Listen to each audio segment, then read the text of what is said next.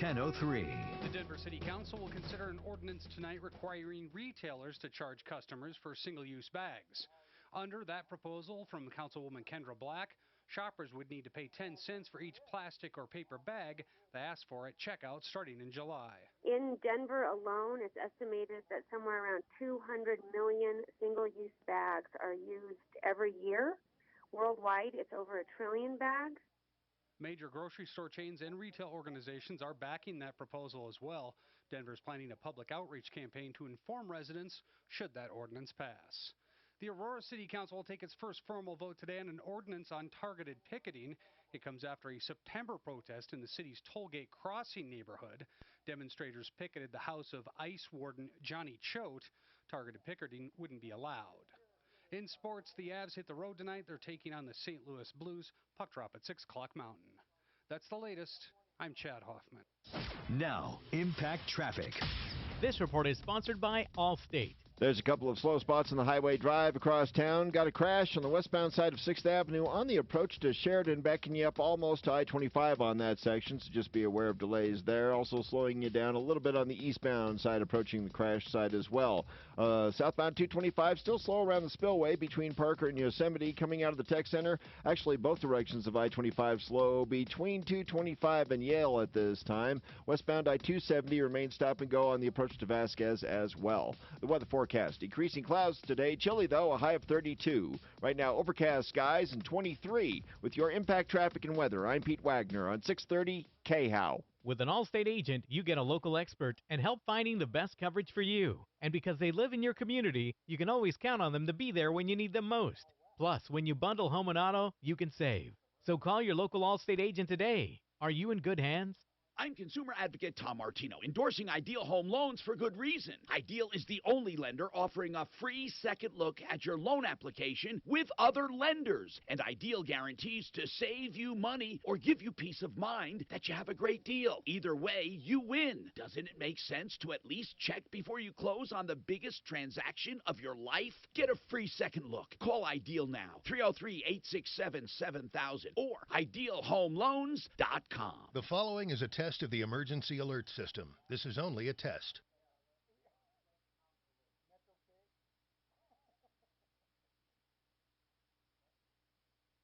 Ankmar Garage Doors at ankmar.com. Everything doors since 1956. Icon Eye Care is your hometown LASIK partner of the Denver Broncos. Hello, I'm Tom Martino. Icon Eye Care has done more than 250,000 LASIK procedures in Colorado with the top surgeons around. I'm getting the word out about Denver's LASIK Center of Excellence. See the world in a whole new light. Toss your glasses and contacts away. Call Icon today for your free LASIK consultation at 866-GOT-ICON or visit iconeyecare.com. 630 KHOW is your shot at $1 million now. Text the nationwide keyword holiday to 200-200. You'll get a confirmation text and info. Standard data and message rates apply in this nationwide contest. Go in with a specialty. To right. 200-200. Forensics of some sort. Is the Troubleshooter Show. But FBI hires a lot at all of these days for whatever reason. Hi, Tom Martino here. Welcome To the only show of its kind anywhere in the universe where we are fighting for you and we are solving problems or answering questions or taking complaints or making your life just a little easier. And I like today's show because we're going to talk a little bit about dreams as we come to the end of the year this month, the last month, and we get into 2020. Let's talk about dreams. Whenever you talk about dreams, you talk about intellectual property. I'm going to tell you a talk I had with my kids just this weekend, and I really believe this, and I think if everyone thinks of it this way, they're going to love what they do in life. Here's the deal. First, the number, 303-713-TALK. You can call if you need help, if you want information or referrals. You can call 303-713-TALK. Someone lied to you, cheated you, ripped you off, you need help sorting through a problem, give us a call on any problems. That's what we do. We solve problems. I love it. Recovering over the years, the nearly 40 years here in Denver alone, hundreds of millions of dollars in cash and merchandise exchanges, refunds, and services. We also have guests through the years to talk about stuff. Today we talk about dreams. When we talk about dreams, I want to talk about intellectual property.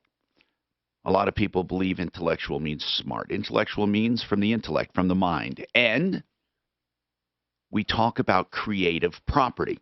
Here's the talk I had with my kids. You are just one idea, one story, one product, one innovation, one technique, one app, one idea away from greatness, success, and money. Just one. Not all of them will be. Sometimes you get more than one. Sometimes you get one, but you're just one idea away. I said, what do you think the difference between you and Steve Jobs is? What's the difference? There's no difference. None of the truly successful people were born with silver or golden spoons. Not one of them. Truly successful people were created by themselves with one idea. Now, obviously, I'm not talking about overnight. I'm not talking about quick. I'm talking about one idea. And every single kid needs to know that. The problem is our schools are made to make kids dependent and stupid and impractical and not to dream. Schools do not allow kids to dream. They don't. It's foolish. There's no imagination. There's no imagineering. There's only engineering. There's no free enterprise. There's only enterprise and hate the people who succeed because somehow they are cheating you. We, in our academic system, we learn that wealth, success, and fame is bad. Okay. Now, you're just one idea away from greatness. We have Mark Trenner with us from Trenner Law. He's a patent attorney. He can see you through a process. For example, when you have that idea, you got to protect it. Then it's yours. Do you have an idea? Do you want to run stuff by him, the process or whatever? Now, not everybody in intellectual law can look back on their career and say, yeah, I've had this many successes or this many. It doesn't matter. It's just that you keep trying. I'm going to take your calls. Allison wants to talk. Betty wants to talk. Mark Trenner, very quickly, and I don't even know what the answer to this is. We don't have this planned. Do you recall any time in your career meeting someone through the intellectual property that went on to greatness? So how do you define greatness? I don't know. I think something that changed the world. I mean something great or something successful, yeah. But let's talk greatness first. And if you don't, that's fine. I mean, they're not. It's not like we have somebody every day. Yeah, not necessarily famous, but I have worked with some startups that a lot of ideas and a lot of time and a lot of investment. They ended up building it up to where they were able to sell it to a big company. I can't give the name, but it'd be a big company that we would know about for a couple $1 million. Okay. Now, there are people who we hear about that do that. There are other people, and I don't believe in overnight successes, by the way, but get me straight. When I talk about one idea away from greatness, I'm not talking about one day or 1 week. I'm talking about one idea that you develop. And you will develop many ideas, some of which will be normal, some will be failures, but you have to know when to move on. Betty, what's going on with you today, Betty? 303-713-TALK. Mark Trenner's with us if you want to talk about greatness. Okay, Betty, you want to talk about a photo radar ticket. What's going on? Well, I just want to know what the law is regarding having to pay these, because my son told me that you don't have to pay them unless they physically come to your door and give you a citation. Okay, he's right and wrong. He's really right and wrong. Here's what it is. In most jurisdictions, now a few jurisdictions have changed the law to make it that they don't have to do personal service for traffic. I don't think there are many, but I believe there was one I heard about, one or two, that actually changed the law that mail service is sufficient for court appearances. But let's just put it this way. if you get a photo radar ticket, it is an accusation and it is a demand for payment. You do not have to pay it. However, listen carefully. If there's a court appearance on that photo radar ticket, you have to show up or you pay it, okay? If there's one. Most of them do not have a court appearance. It's simply a request for payment. It is not mandatory. It is a request. It's not a foregone conclusion that you're guilty. It's a request. This is for all photo radar tickets. There is no such thing as a photo radar ticket with the foregone conclusion that you are guilty. Now, once you take it from that premise, you look at it. And some radar tickets have two options. You pay or show up to court. Most of them don't. They just have an option to pay. They don't say to you, if you don't pay, here's what happens. They may say you might be prosecuted. Fine. Now, in order to be prosecuted, in most jurisdictions, they have to show up and give you personal service. Okay? Now, in the vast majority of the time, they do not give you personal service and the ticket goes away. However, there are algorithms based on speed, based on offense, where they will kick it back if you did not pay, and they will flag it for personal service. Once you get personal service, you have to either show up or there's a warrant for your arrest. So if you get personal service, either on the initial photo radar ticket, if they say this is a summons to show up in court, then that means they've changed the law and they are summoning you to court. If they don't have that on there, you can ignore it, but you may ignore it to your peril. For example, if you ignore it and somebody shows up at your door a week later, don't blame me. That's just saying at that point, you either show up or pay. And then you can make that choice then. But that's the way photo radar tickets do. Almost everybody gets it wrong because it's not true that you simply ignore them and they go away. It's not true. They go away a good number of the a good many of the times. For example, I've ignored about, I don't know, several of them. And I've only had one show up as personal service. When it showed up as personal service, I paid it. It was that simple. That's what happened last week. You weren't here, but I got served for a red light ticket. Did you get personally served? Or Yes. Did you, okay. No, somebody came to my door. I thought it was somebody delivering a package. This is Deputy Doc. So you paid then? Well, they handed me, and I sent the check in. Yeah, but that was a result of a radar ticket, photo radar. Photo for a red light, not for speeding. And you ignored the photo radar ticket. Correct. Right, but there's no special penalty for ignoring it. No, just the fine is up a little bit, but I paid the ticket, and that's it. Yeah, so it's really up to you. What kind of ticket did you get, Betty? A photo radar. I mean, what kind? What was the offense or the alleged offense? Speeding. How much? 13 over. Okay, that might be one that they flag for personal service, but you can wait and see. I mean, that's really up to you. It says your date of issue, and then it says appear by or postmarked by 12/26. So does that mean I have to appear in court by then? Well, does it say appear? Does it say that it's a summons? It doesn't say it's a summons, but it says appear by appear by or postmarked by 12/26/2019. Without looking at it, first of all, even looking at it, I'm not going to give you legal advice on a ticket, but I will just say what I said. If it's a summons, you have to show. That's it. You have to show. If it's not a summons, you don't have to show. I don't know how. And if you can't read it, I can't either. You got to figure it out. Okay, Betty, it's either a summons or it's not. I'm Tom Martino with more coming up. Hi, I'm Brandon Webb, former Navy SEAL. Oh, yeah. What? Clint invented That's this right. We all use it. We've all used it. I don't have any sheet whatsoever, not one. Every annual crate plan you buy, we will donate a crate to a U.S. active duty service member. So help us support the military community and give the gift of Crate Club today at crateclub.com. That's I'm so sorry, Tom. Here we go. DenverTrialLawyers.com, the name of the firm you need when they are not afraid to go to court for catastrophic injuries. You don't have to worry yourself on what's catastrophic and what's not, but maybe you had a product, a doctor, a hospital, therapist, assisted living facilities, nursing homes, whatever it is. That is Denver Trial Lawyers.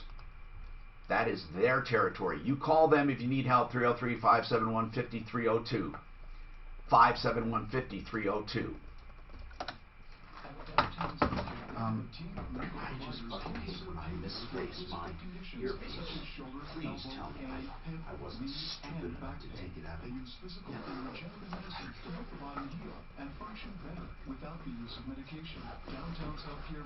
So we're good tomorrow, Mark, right? Yes. I can call today and try to just make sure we're... Downtown's Healthcare today at 303-292-9992 to schedule your free consultation. Check them out at downtownshealthcare.com. You lost it? Yeah. Did you bring it with you? Hey Dan. Yo. What do you think about this for $4.99?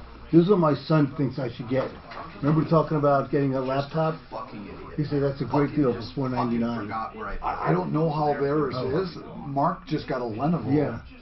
He said this is a great deal. Is it touchscreen? Yeah. He's gonna get it, order it for me. That's the kind. When mine goes down, I'm Yeah. gonna get a 15-inch. But I'm gonna get the one that's you can fold over and use it as a laptop plus a computer. Oh, well, I guess this. That's all. They're gonna all go that way. Yeah. They're all going to go that way? Well, like say that that's gonna be a laptop or or desktop. What do you call it? A desktop. Well, like an iPad. Oh, an iPad, right? A tablet. Tablet. There you go.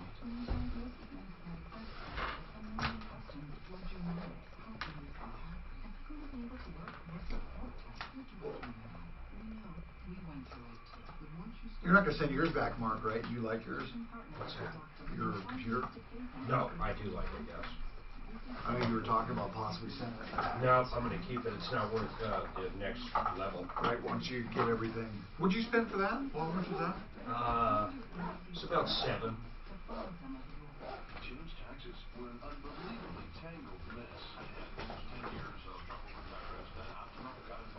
What's the processor they got in there, Ken? It says, let me see. Because for what most people. It's a Intel Core, 8 gigabyte, with all a bunch of.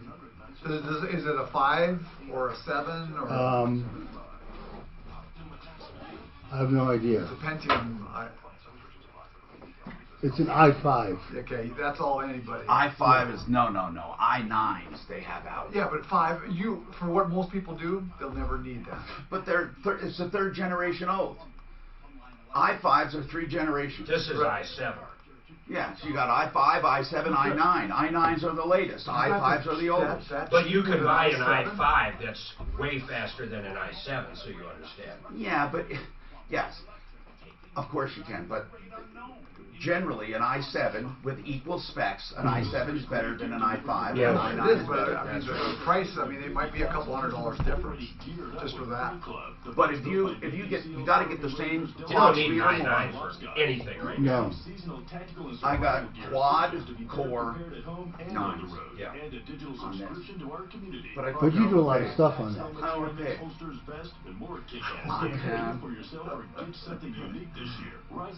Yeah, this was the most ridiculous. What do you look for in an auto repair facility? 4 quads. I don't even know what that means. 4 quad cores. I tell you, memories. And that's Excuse the me. thing. I have 2 8 cores. You probably have 256, right, Mark, in that? 2 8 core i9. Nobody needs more than with the cloud. Yeah, this has. 56. It says 8 gigabytes. But I didn't need it. That's RAM. DDR4 and 256 gigabyte Right. SSD. Right. Whatever the hell that means. That is a hard drive. But Right. it's a solid state drive. Yep. So that's all you need. Right. They used to give you a terabyte of, but that was the. I have a terabyte. Internal drive. I have a solid state terabyte. No, 2 terabyte solid state. Say, who needs that? No, but 2 terabyte. It's huge. solid state. Right. You know what? And I only had fast. I only had the 256 flash at one time.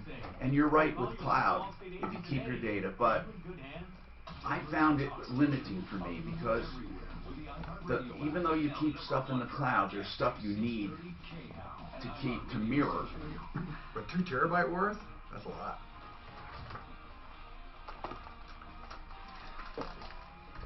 Hi, Tom Martino, your troubleshooter. 303-713-TALK, 713-8255. Allison, I'm Tom. What's going on, Allison? Hey, Tom, it's Allison from Waves of Grain. And you are a bakery that is either gluten-free or low-carb or both, and you're catering to people with, I call special needs. They are, right? Special needs for eating. And you called Absolutely. the show one time, and I became a customer. What else is going on? You did. Well, you were talking about dreams today, and I wanted to say, first of all, thank you for helping my dream come true. You guys have been wonderful and awesome, and I can't thank you enough. And the second, agree with you that you have to find that one thing that you're passionate about and grow that and work your tushy off until it becomes something big. Or you have to be realistic enough to say, even though I love it, it may not ever be big. But we're not talking about what you did. What you did, I think there's such a need for it, as you're proving. There really is. I've been shocked every single day. I still get more and more new customers every day, some from your show, some from, most of it from word of mouth. And I have found a great niche out of something that I love that I started with my kid. Yes, and I think the next thing on your agenda should be supplying places and expanding your reach. That's where we're think, looking at. Yeah, one location. Yeah. It may not be practical to open up multiple locations, but I will tell you, you should have places that you actually supply. Because really, what you do has wide-ranging effects. And if you made them available at retail places, oh my goodness, there's just no telling what would happen, especially with the paleo stuff and all of that going on. You will make such a big deal. So, yeah, and if you could get it, but you have to be able, of course, to meet the demand if you go into other retail areas. Right. And we're actually looking at possibilities of expanding just even a warehouse area that we can just bake in to do more wholesale. Because right now our biggest problem is keeping up with the demand. So if you want to talk about that, tell people where they can order not just their holiday stuff, but they can at any time find stuff gluten-free or sugar-free or low-carb or paleo. It's either or. What do you do mostly? The gluten-free? Is that mostly your demand, or is it low-carb, or what? Yeah, everything is gluten-free. So we're a dedicated gluten-free facility. Yeah. We also do dairy-free. I can do dairy-free keto. We're even looking at adding a new line of completely nut-free keto bread stuff. So that we should be bringing out 1st of January. Okay. And where can people find you? 8172 South Holly Street. We're right on the corner of Holly and County Line in Centennial. Yeah, that's the main thing, Holly and County Line and in Centennial, and it's called Wave the Grain. Thank you, Allison, for thanking us. We loved helping you out. What a cool idea you have. And I think now you start expanding into other areas for sure. Man, I don't know. What? No, what? Sometimes that's the nail in the coffin. People jump in. She's talking about getting into wholesale. That stuff goes stale. She's got to buy it back. It's a tough one. Yeah, it is tough. It's way tough. But there must be a successful way of doing it if you follow the others. Are there others doing it? Supplying bakery goods? Now, what Mark is talking about, the stuff you do, of course, doesn't have all the preservatives and stuff. And the stuff that lasts the longest is the worst stuff.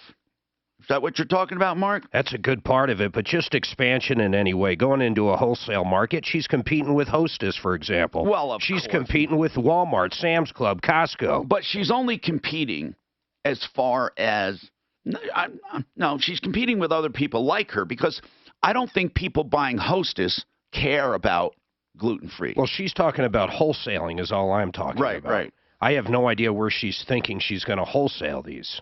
I'm just saying be careful. A lot of times when people expand, they die. That's just a fact. Mark Trenner, you handle a lot of startups. What do you think?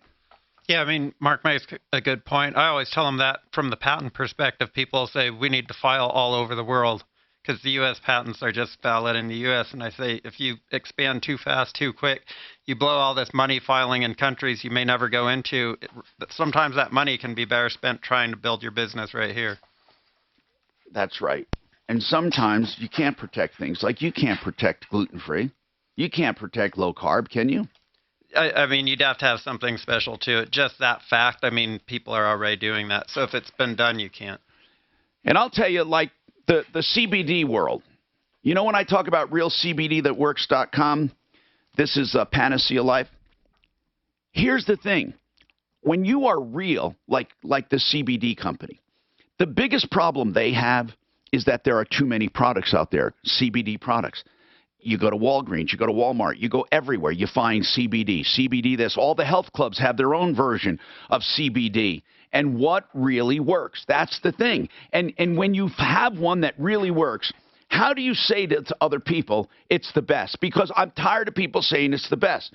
What I say is it works. It just works. I mean, people say, well, is it the only one? I don't know. I haven't tried every one in the world. But I know from all the ones I've tried, 20 or 30, this works. So why bother going anywhere else? Somebody might say, well, how do you know something doesn't work better? I mean, you can go crazy. It's called paralysis by analysis if you go too far. But I say if you get something that works, it works.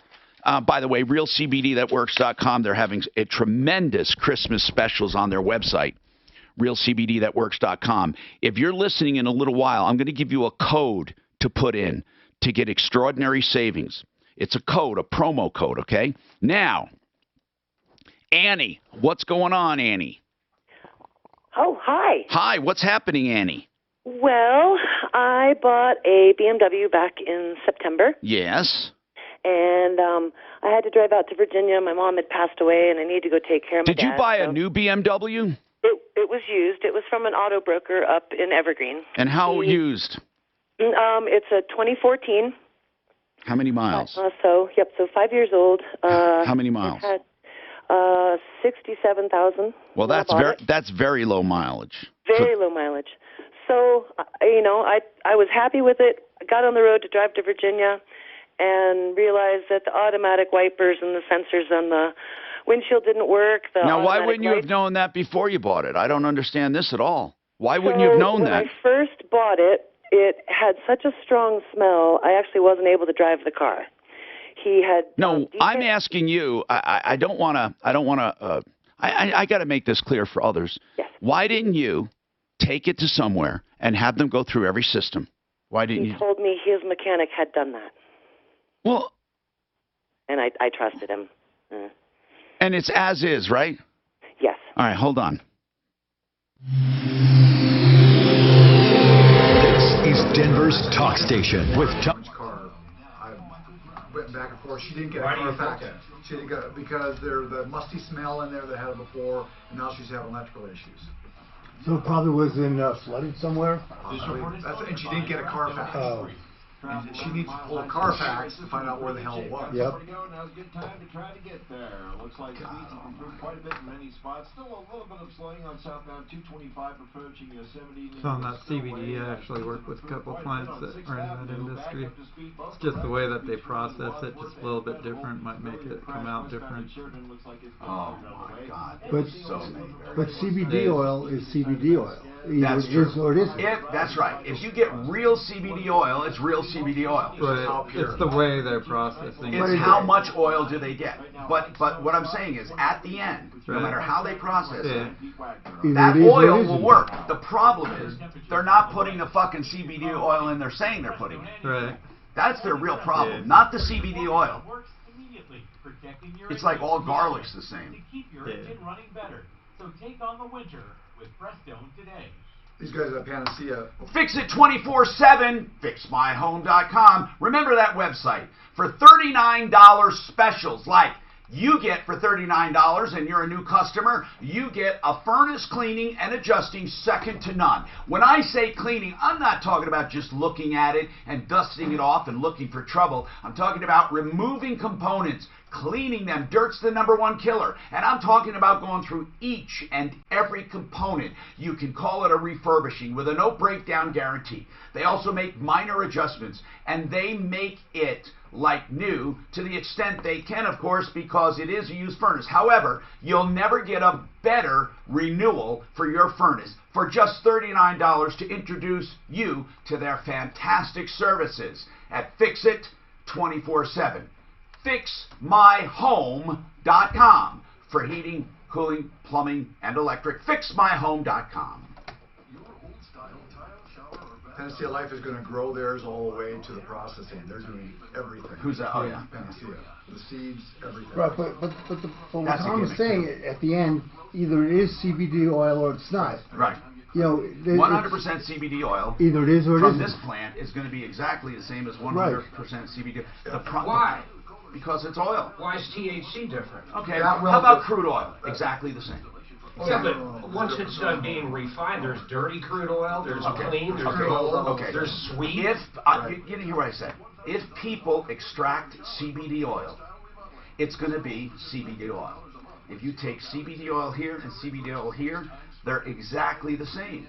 Molecularly, they're exactly the same. The only difference is how they put it in the product. And if they do, really, that's what...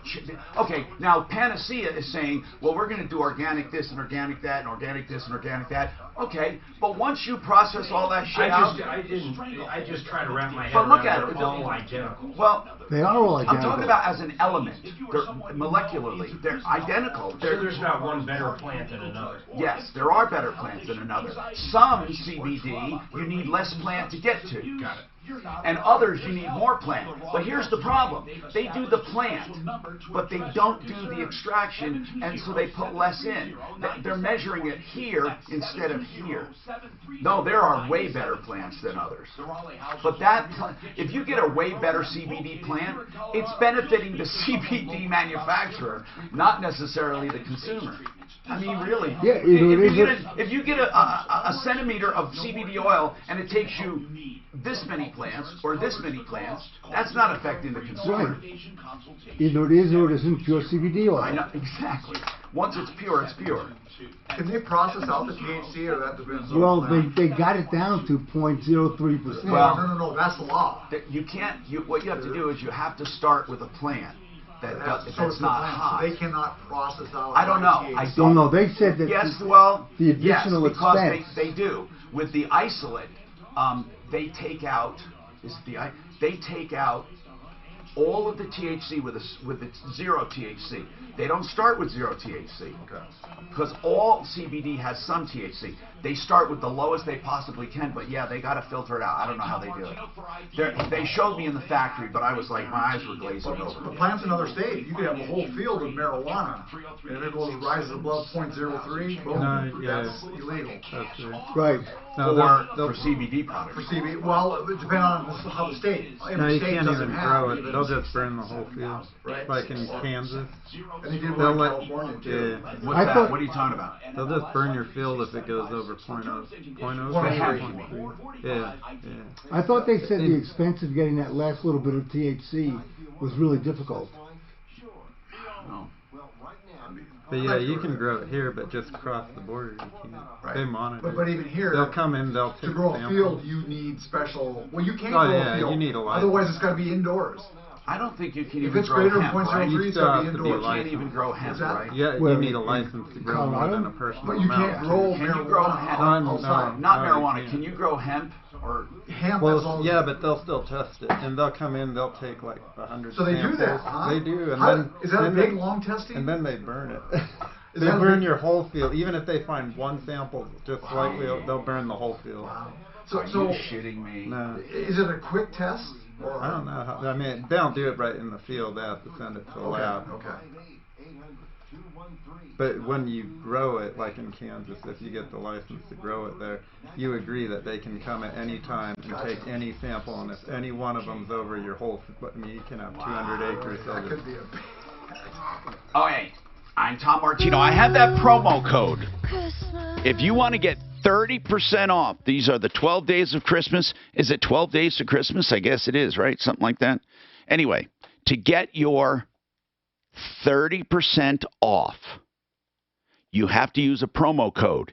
It's Xmas, which of course is for Christmas, Xmas 30. Now, I know those complaining say Christmas is Christmas. The reason they're doing Xmas 30, it fits in the coupon code box. Don't get shook up. Xmas 30 is the coupon code to get your 30% off at realcbdthatworks.com. realcbdthatworks.com. Use the promo code Xmas 30. That gets your 30% off. All right, I'm Tom Martino. Let's talk. Annie bought a BMW. As is, she trusted the company. Now things don't work. And Annie, under the purest sense of everything, it's all your problem. Unless, and of course, I hate saying unless because most people think they have a fraud and they don't, or they can't prove it. If you were defrauded, as is does not give a license to defraud. But to prove fraud is often more expensive than fixing the car. Probably 99% of the time, it's easier to fix the car. If you take your car and list all of the problems, have you since gotten a complete diagnostic of that car? Well, I had told him because the electronic stuff is sporadic, that's why it didn't really happen right at first, and then I never really know when things are going to start going south. I told him, I said, I think that this car had some water damage. It's acting like it had water damage. And he said, definitely never had water damage. Well, it doesn't matter if he told you that after you bought it. Right. Well, when my mechanics replaced the tie rods last week, they found beach sand all up inside the undercarriage of the car and underneath. And they said it had obviously been in a flood. Annie? Yes. So what? Okay. I mean, really, I mean, the fact that he lied to you after the sale, right? Yes. He didn't lie to you before the sale. Well, that I know of, I guess. Well, no, what I mean is he didn't say to you before, this has never been in a flood. Yes, he did. Before you bought it? Yes. Okay. We looked at the Carfax report online. And online it said what? It didn't show anything, but so I'm wondering whether... Wait. No, Annie. Please, I'm trying to help you. Even though it sounds like I'm arguing, I'm trying to help you. Before you bought the car, did you say, has this car been in a flood? And he said, absolutely not. No. Okay. No, not those words. No. No, how about in any words? This car has never been in a flood. This car has never been water damaged. Did he directly lie to you before you bought it that you can prove? No. Okay, so when I asked you, did he mention the flood, it was only after you bought it? Yes. Okay, he can tell you any lie he wants after you bought it, as long as he didn't lie to you to get you to buy it. Okay, even though he said it was checked out and everything was fine? No, that actually is actionable if you had a recording of him saying, or on your contract, this car has been checked out and everything is fine. Will he admit? Well, you have that on a recording? I have it in writing in a text. So what is it before you bought it? Yes. Dated before you bought it. Okay, how was that? Tell me the conversation. That's good, Annie. Tell me what happened. Okay, let me go back. I'm going to go back in the text. And it was before you bought it. That's critical. Yes, sir. And you were saying what? How is this car? Okay. I am picking up your car now. We have the entire vehicle serviced. It's ready to go. Let me know what your vehicles are. That would be great. And then he... And then what? Let's see. The exact words. Yes. So Monday, September 23rd. Your car is here. It looks brilliant. I'm going to get it all serviced in the morning. I'll have it over for a detail. We're going to get this car delivered this Wednesday morning if you're okay with that. And then... I'm waiting for the part that says everything is fine. It just says Tuesday, September 24th. I'm picking your car up now. We have the entire vehicle serviced. It's ready to go. That's all it says. It doesn't say it's fine, does it? Let's see what his recording says.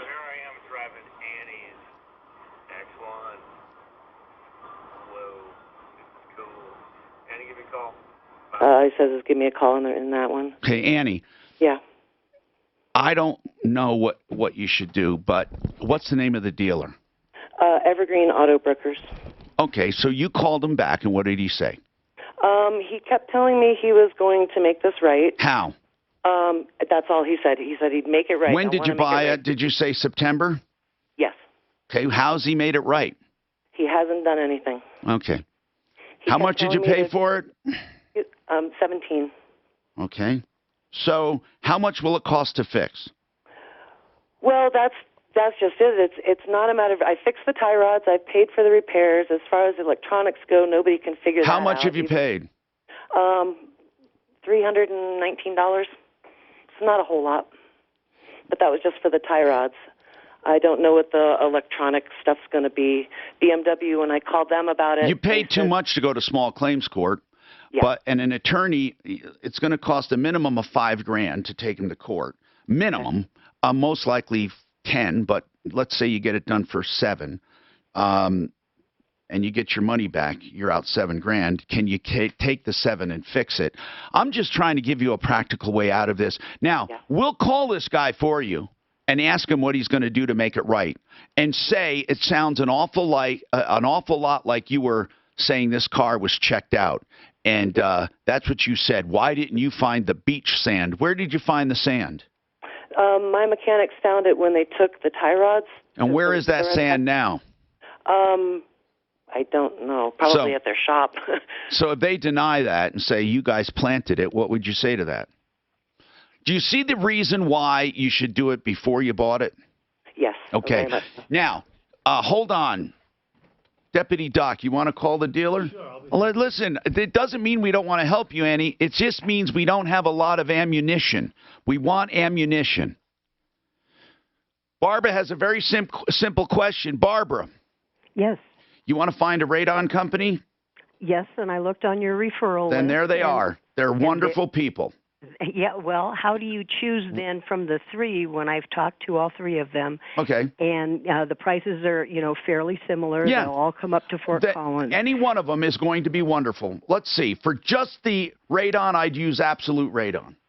Okay. I mean, not that the other ones are bad, but that's who I'd use just for radon inspection. That's because, go ahead.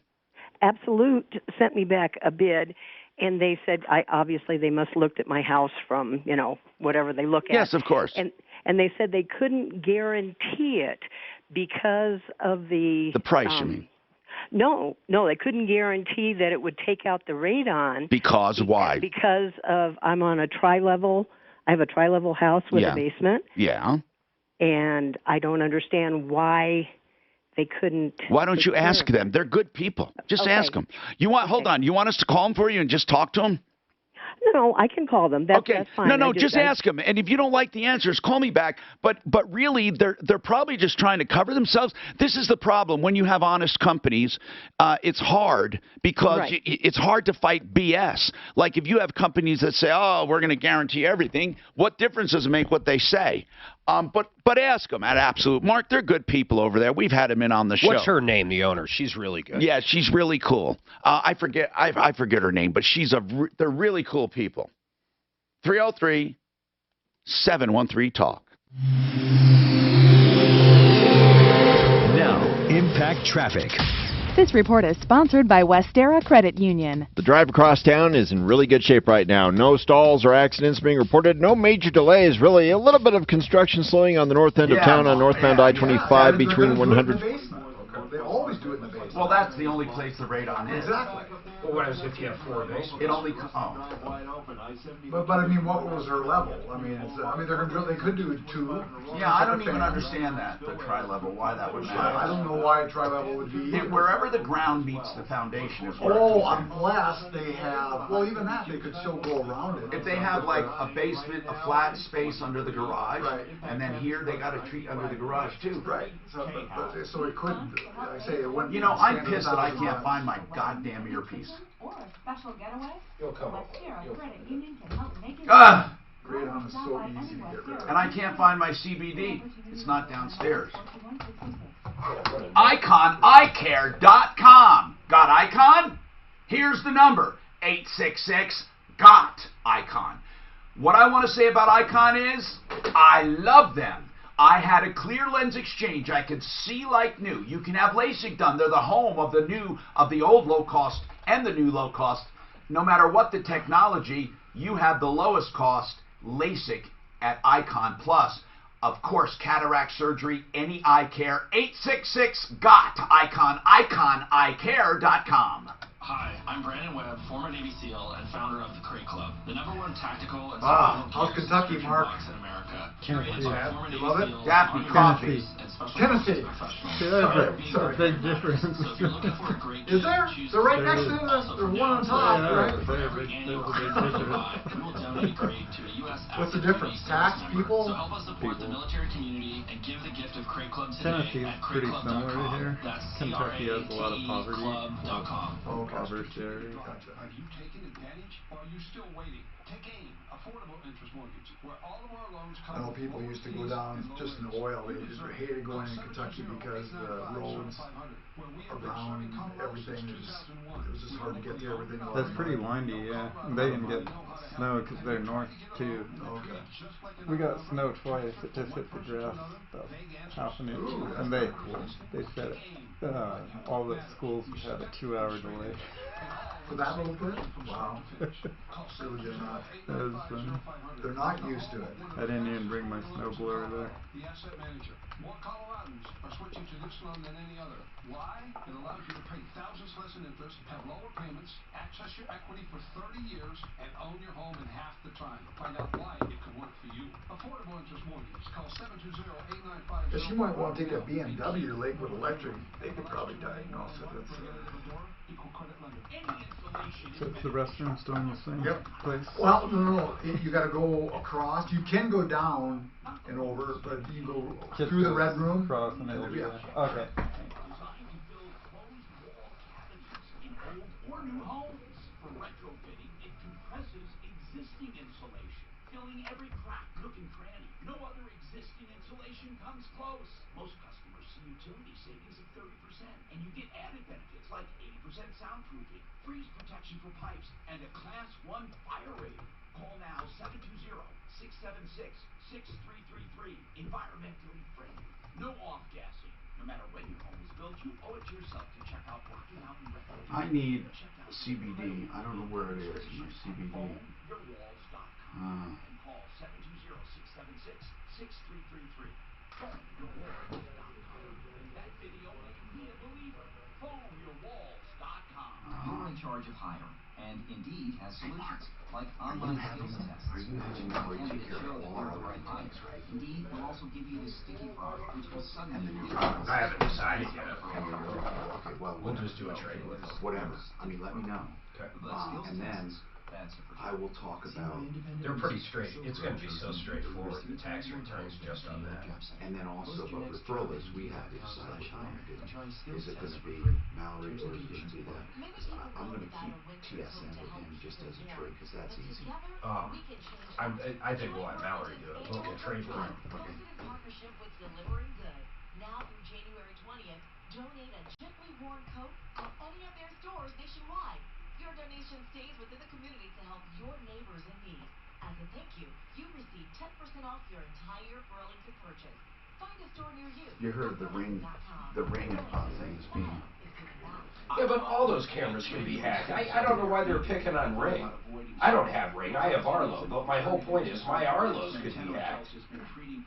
But that was pretty creepy. The one with the 8-year-old girl, man. That's like, what the fuck? What was that?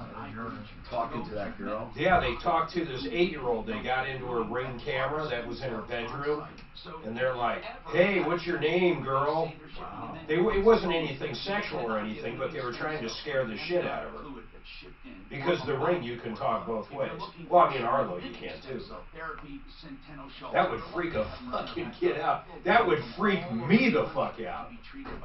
someone talking to you through one of your cameras. Did you hear what a goofy voice it was? I didn't play it. They had the video. I didn't play it. It was a weird voice. Yeah, they were fucking with like a creepy voice, like almost one of the horror movie clowns, like little girl. Yeah. It was like really freaky, like I couldn't believe it. It was like we had our maid was cleaning our what do you call it, our laundry room. She was in the laundry room and our dog locked herself in the bathroom that's attached to the laundry room, and the dog kept barking and they wouldn't let it out. And I understood why. I think it was a new maid, and that's a pretty big dog. So I finally said through the camera, I said, "Would you let the dog out? You should have seen her face." Come to think of it, I'm not sure that Tom Martino, Frank Duran, therealestateman.com. Frank Duran, if you want the very best in listing your home for sale, you won't find better. Now, you'll also find him so useful when you're looking to buy a house. They hold your hand through the entire process. Frank Duran, therealestateman.com, 303-920-1622. Stay on. I'm going to take all of your calls. Don't forget Mark Trenner's with us, Trenner Law. Oh, and we got an update on the two girls. You don't know about this one yet, but you'll learn at noon, that were trying to get back to Denver to reunite with the father. Yeah, and the family's efforts to try to thwart that effort. It's a sad but happy story. Gerald, what's going on? Gerald? Oh, hi, Tom. Yeah. What's happening? I'm doing good, thank you. What's going on with you? Okay, well, I'll try to keep this concise. Back in June of this year, first week of June, we had some real severe hailstorms out in my area, and it did cause some significant damage to the property. Yeah. So my wife and I were out of town at the time, and once we got back to town, I contacted my homeowner's insurance company, and they sent the estimator out, and he did his report and everything. Yeah. And before I even started getting any bids for the work, the claims were adjudicated. So I basically had the money. Well, they're not adjudicated. They just give you a check. And usually, they gave me a check. Usually they give you a check for what's called actual cash value, and then you get the replacement after it's done, usually. Yeah. Well, so anyway, so I basically had the checks. Yeah. So I started contacting. How many checks? How many checks? Well, we're on 10 acres, so I had outbuildings that I had. Well, how much did you get all together from insurance? I think it was maybe 50 plus, because I had a warehouse, and a barn. It doesn't matter. I was just curious about money. So 50,000? Oh, okay. Yeah, something around, yeah. So then what? How about supplementals? Okay. Well, in the beginning, hold on. Let's not get ahead of ourselves. In the beginning, they don't issue supplementals because there's no such thing. A supplemental means after you're issued a check. So in the beginning, you got 50 grand. Is that right? That's correct. Okay, then what? Okay, then what happened? So I started contacting some roofers, and in the past, the last roof we had put on, we used Excel Roofing, and they did a really good job for us. So they came out and did the estimate, and I have the estimate with me. And then there was one of my neighbors. I'm driving around the neighborhood and seeing signs, so I called another company, and this guy's out in Castle Rock, and his bid was Excel's bid was like 17,200 is what they bid. For what? For all of it? Yeah, for the roof replacement. Okay, and the roof replacement wasn't $50K. That was for everything, right? That was for everything. How much? Yeah. How much of that $50K was for the roof replacement? I think it was around 18. Okay, so then what?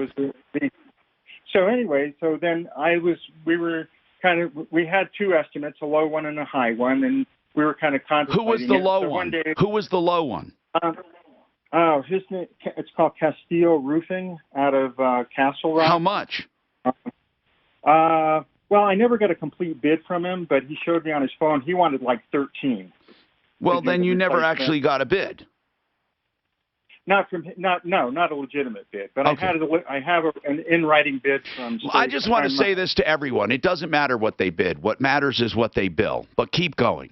Oh, okay. All right. So anyway, unless you get a guaranteed contract, Well, no.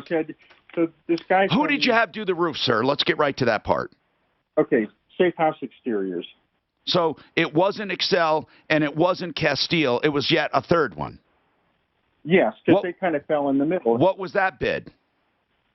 That original bid was $16,295. Okay, so you had them do it. Yeah, I had them do it. Good. And, I figured the assumption was, well, that it would be, that. I mean, I've had a. The assumption was what? You haven't finished a sentence since we started. The assumption was what?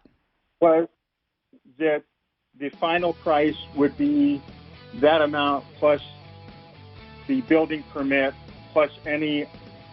So you did have a. So you did have a guaranteed contract for $16,295. Well. It doesn't say that it's... All right, hold on a second. I'm going to try to understand what you're talking about. I really do want to help you, okay? So hang on. Let's make sure you're not getting screwed here. I'm Tom Martino. Also, Kristen, hang on. We'll take your call as well. We got more coming up. Brent Iverson, I don't care. Thank you. Thank you. This call we get every fucking Yeah. He said he'd do it for 16. Okay. They ended up rebuilding my insurance company for supplemental work. And they got paid 20. I guarantee that's what he's going to fuck us up. You know what? For $1,000 he didn't go with it. We get this fucking call all the time. But that initial estimate doesn't have whatever the supplemental shit in it is, of course. Right. Well, there aren't always supplementals, but if they tear up and they start seeing more damage, there's almost always supplementals. Are there? Oh, fuck yeah. But it sounds like for $1,000. I'd say, I bet if you ask Jay, 90% have supplementals. You think? I think. Let's get Jay on because that is a good question, actually. That would help him.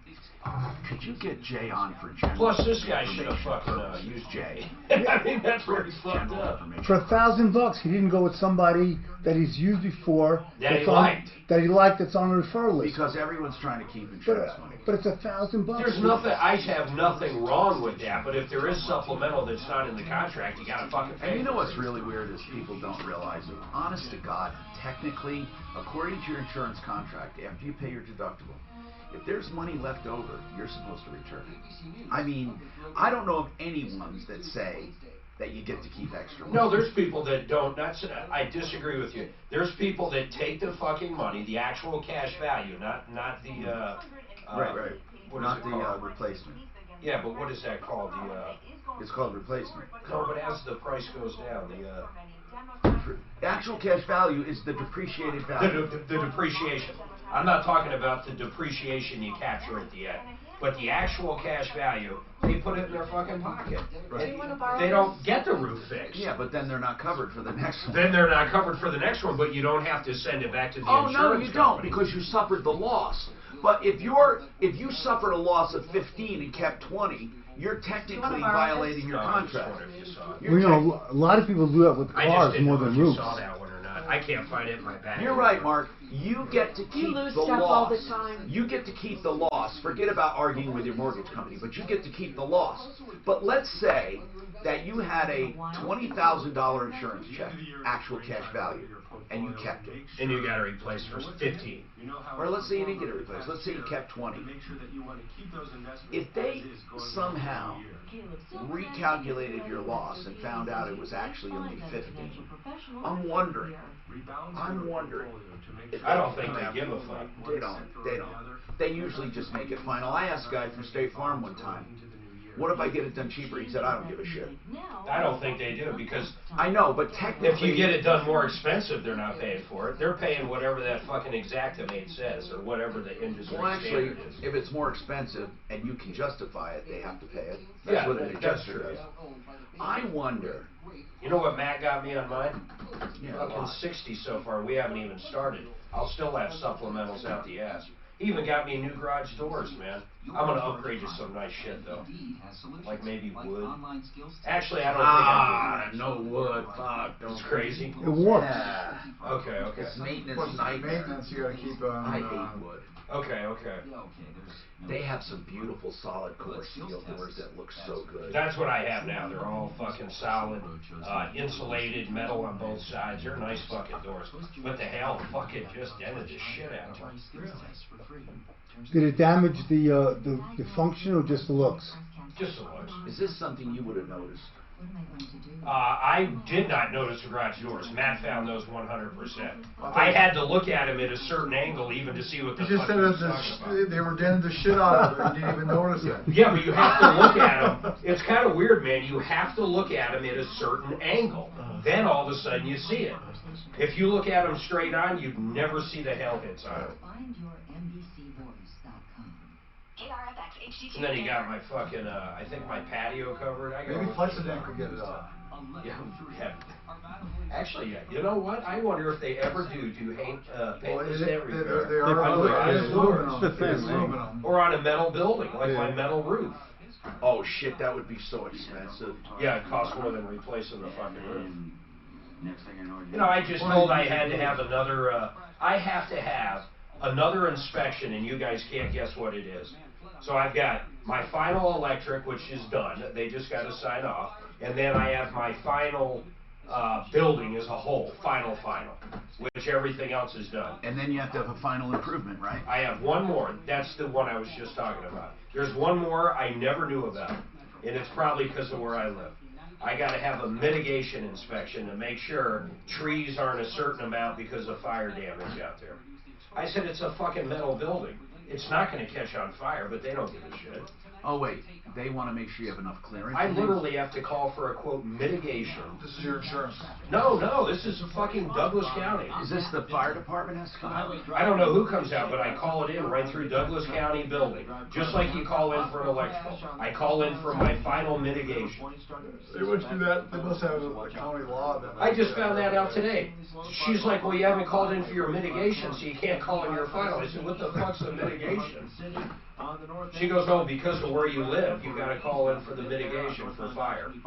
Do you have trees nearby, or is it an open area? I have one tree that's somewhat close, but I can't imagine it's close enough. If it is an issue, I'll fucking take it down. It doesn't matter. 30 feet is a lot of them.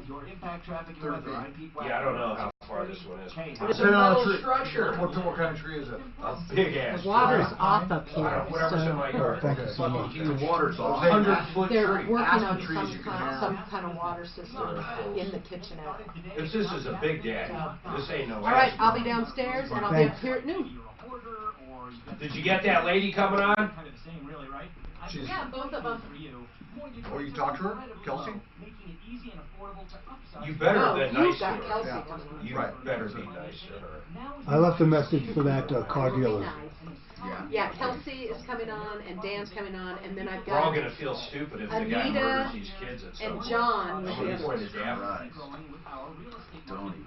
I'll be like, you know what? That was all Daff. I was a little fucking fuzzy to begin with. Little fly on the wall. I have an urge for peanut brittle. Did we bring some in? Yeah. Where? Gave it. I'll give you some. Suzanne brought it. Yeah, Suzanne gave it to me. I love peanut brittle.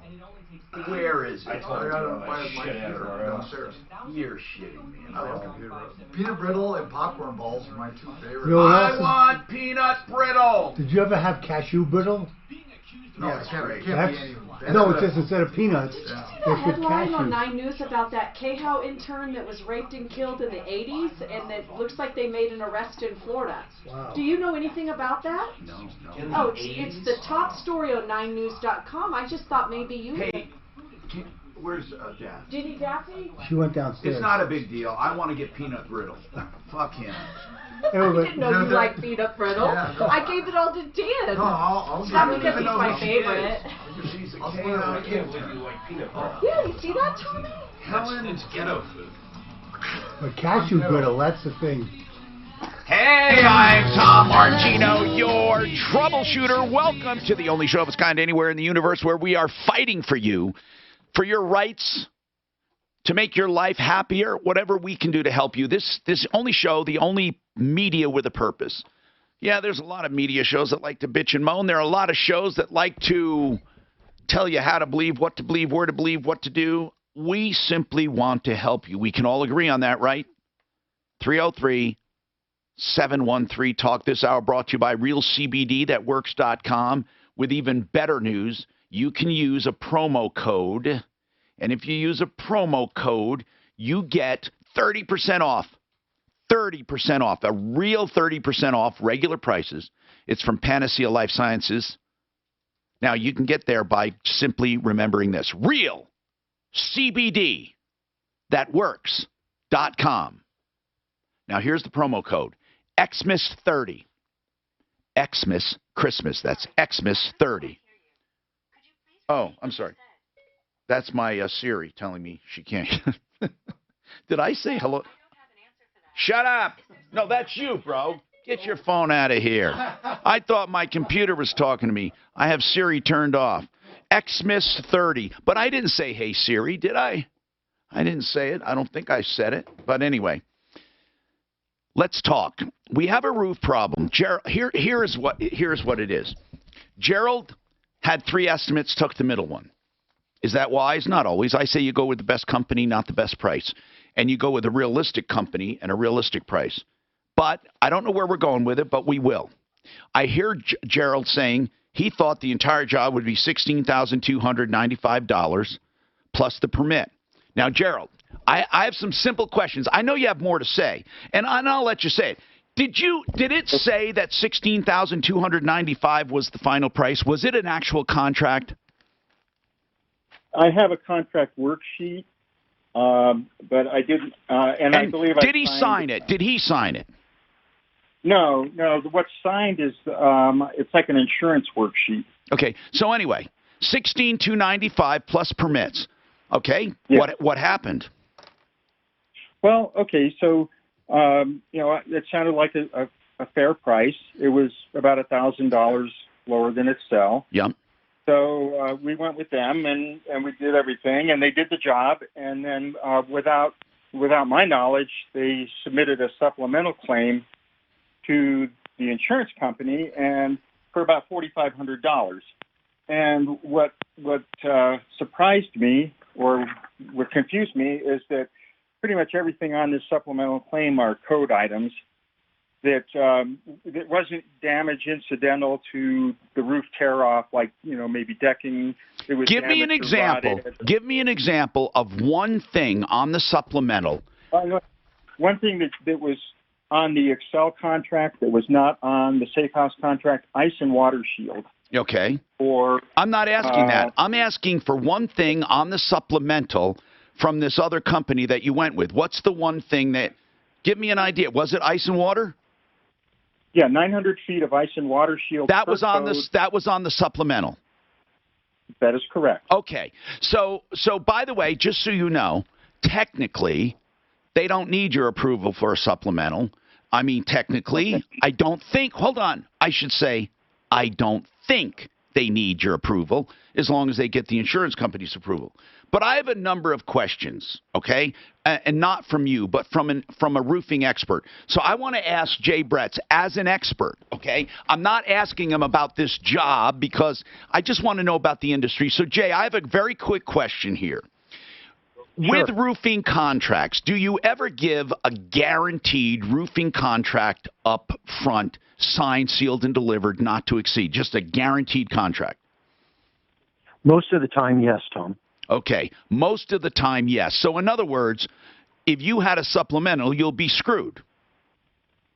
It depends. A lot of times, and I suspect on this guy's contract that he signed with this other company, in that contract it probably says that he gave approval for that company to go back to the insurance company. Of course he did that. But what I'm getting at is this, Jay. Yep. Then the answer is you don't have final contracts usually up front. Most of our contracts, we've already done all the supplementing and specified it, and the only thing that what if you tear it? What if you do a tear off on top and you find the entire ridge sheathing needs to be redone? That's the example I was just going to tell you. Go ahead. Then what? Sometimes when we take the old roof off and we find bad decking, then we have to do additional supplementing for that. But otherwise, most of the time, we've already seen what the roof is and what the supplements would be, and we've submitted those to the insurance companies ahead of time. So you're telling me that most of the time you do not submit supplements? Well, we get that taken care of before we start the roof and do the deal. Okay. So in the roofing industry, is that usually the way it's done? Nope. Most companies, they want to supplement after the fact. Well, and I think there's not, but I'm trying to make a point here. There's nothing wrong with it if they find hidden damage or new stuff. That's correct. I agree with you on that. However, ice and water shield, he would have known up front. Any competent roofer should have known ahead of time that was the requirement for that city. But that and doesn't. Should have known exactly how much they needed. That doesn't negate it. However, the fact that he didn't put it on the initial contract. That's right. Yeah. That the point I'm trying to make is giving a price that appears to be the lowest could actually end up being the highest. Happens all the time, Tom. You're exactly right about that. Why? Because they're not all Jay Bretts and they don't all know how to do an exact estimate or near to exact. That's the point I'm trying to make to Gerald, is that I'll bet you many times people run into this where they get the company that appears to be the lowest and it turns out to be the highest. That's a common thing. And to make a quick point here, what you'll find, what I discovered was that the price they quoted me is to the penny what the estimator quoted. And if you look at his list of materials, he does not have ice and water shield on that. So the company. Well, why did you let them see the adjuster's report? Yes. That's your fault. That's your fault. I know, I screwed up. Well, no, you didn't screw up. You didn't screw up. What I'm getting at is you didn't get screwed on this roof at all. You might have paid a little more than Excel would have charged, but you didn't get screwed. The only way you got screwed is that you don't get to put money in your pocket, which you were probably trying to do. Well, also I wanted a fair price. Gerald, why did you care about a fair price? I need to know that. Why? Well, I mean, okay, yeah, obviously, I wanted to get the most bang for my buck. Because, hold on, what I'm saying is, if you cared about a fair price for your insurance company, then you'd send the extra back. You had no plans on sending the extra money back. You cared about the lowest price that gave you the most money in your pocket, not the lowest price, the most fair price that would still allow you to keep money. What's wrong with that? I didn't say, Mark, did you hear me utter the words wrong? Okay. Okay, no, you didn't. What I said was, that is what I think you were doing. Right. Okay. However, I felt that the bid I got was deceptive because it could be construed as that. Hold on. It could be. It could be construed as deceptive, but it doesn't matter because supplements are an accepted practice in the roofing industry. Now, I personally feel it was a bit deceptive because, as Jay said, any roofer who does work there knows that they're going to have to add that in. But did you also tell the roofer what your other bids were? No, I did not disclose that information. All right. So here's the other roofers. Here's the deal. This roofer wanted to get the job, just like moving companies do. Moving companies do the similar thing. They give you a low bid knowing that when they go to weigh the truck, you pay by actual weight, not by an estimate. But they estimate low to get your job. And so were you calling? Here's what I'm asking. What were you calling about? Actually, what was your question going to be to us? Because I never got to it. Okay. My question was, I came across a document called SB 38 from 2012. It's the Residential Roofing Bill of Rights. Yes. It is. It was adopted, and it's also on the BBB website. We know what it is. We know what it is. What is your question regarding it? Well, I feel like the bid I got from the roofer violated my Bill of Rights. Therefore what? Because Therefore what? Well, he took away my ability Therefore what? Therefore what?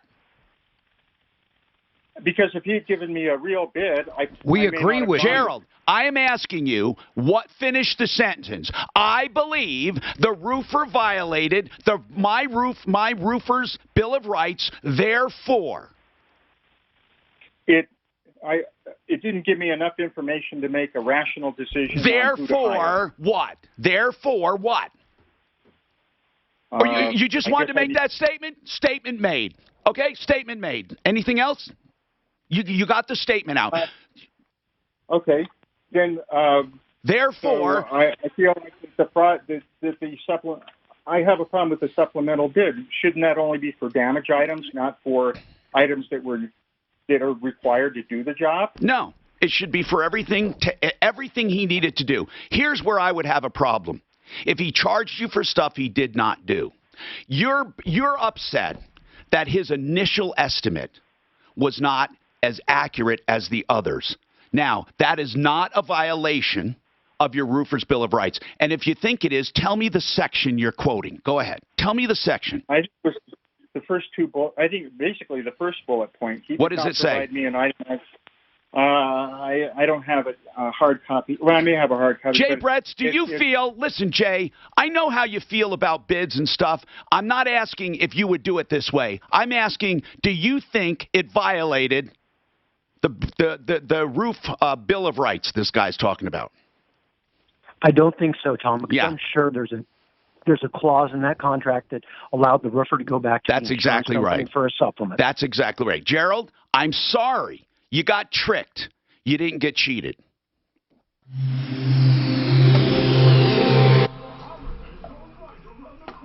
You're right. He got his roof done. He's not complaining about the job.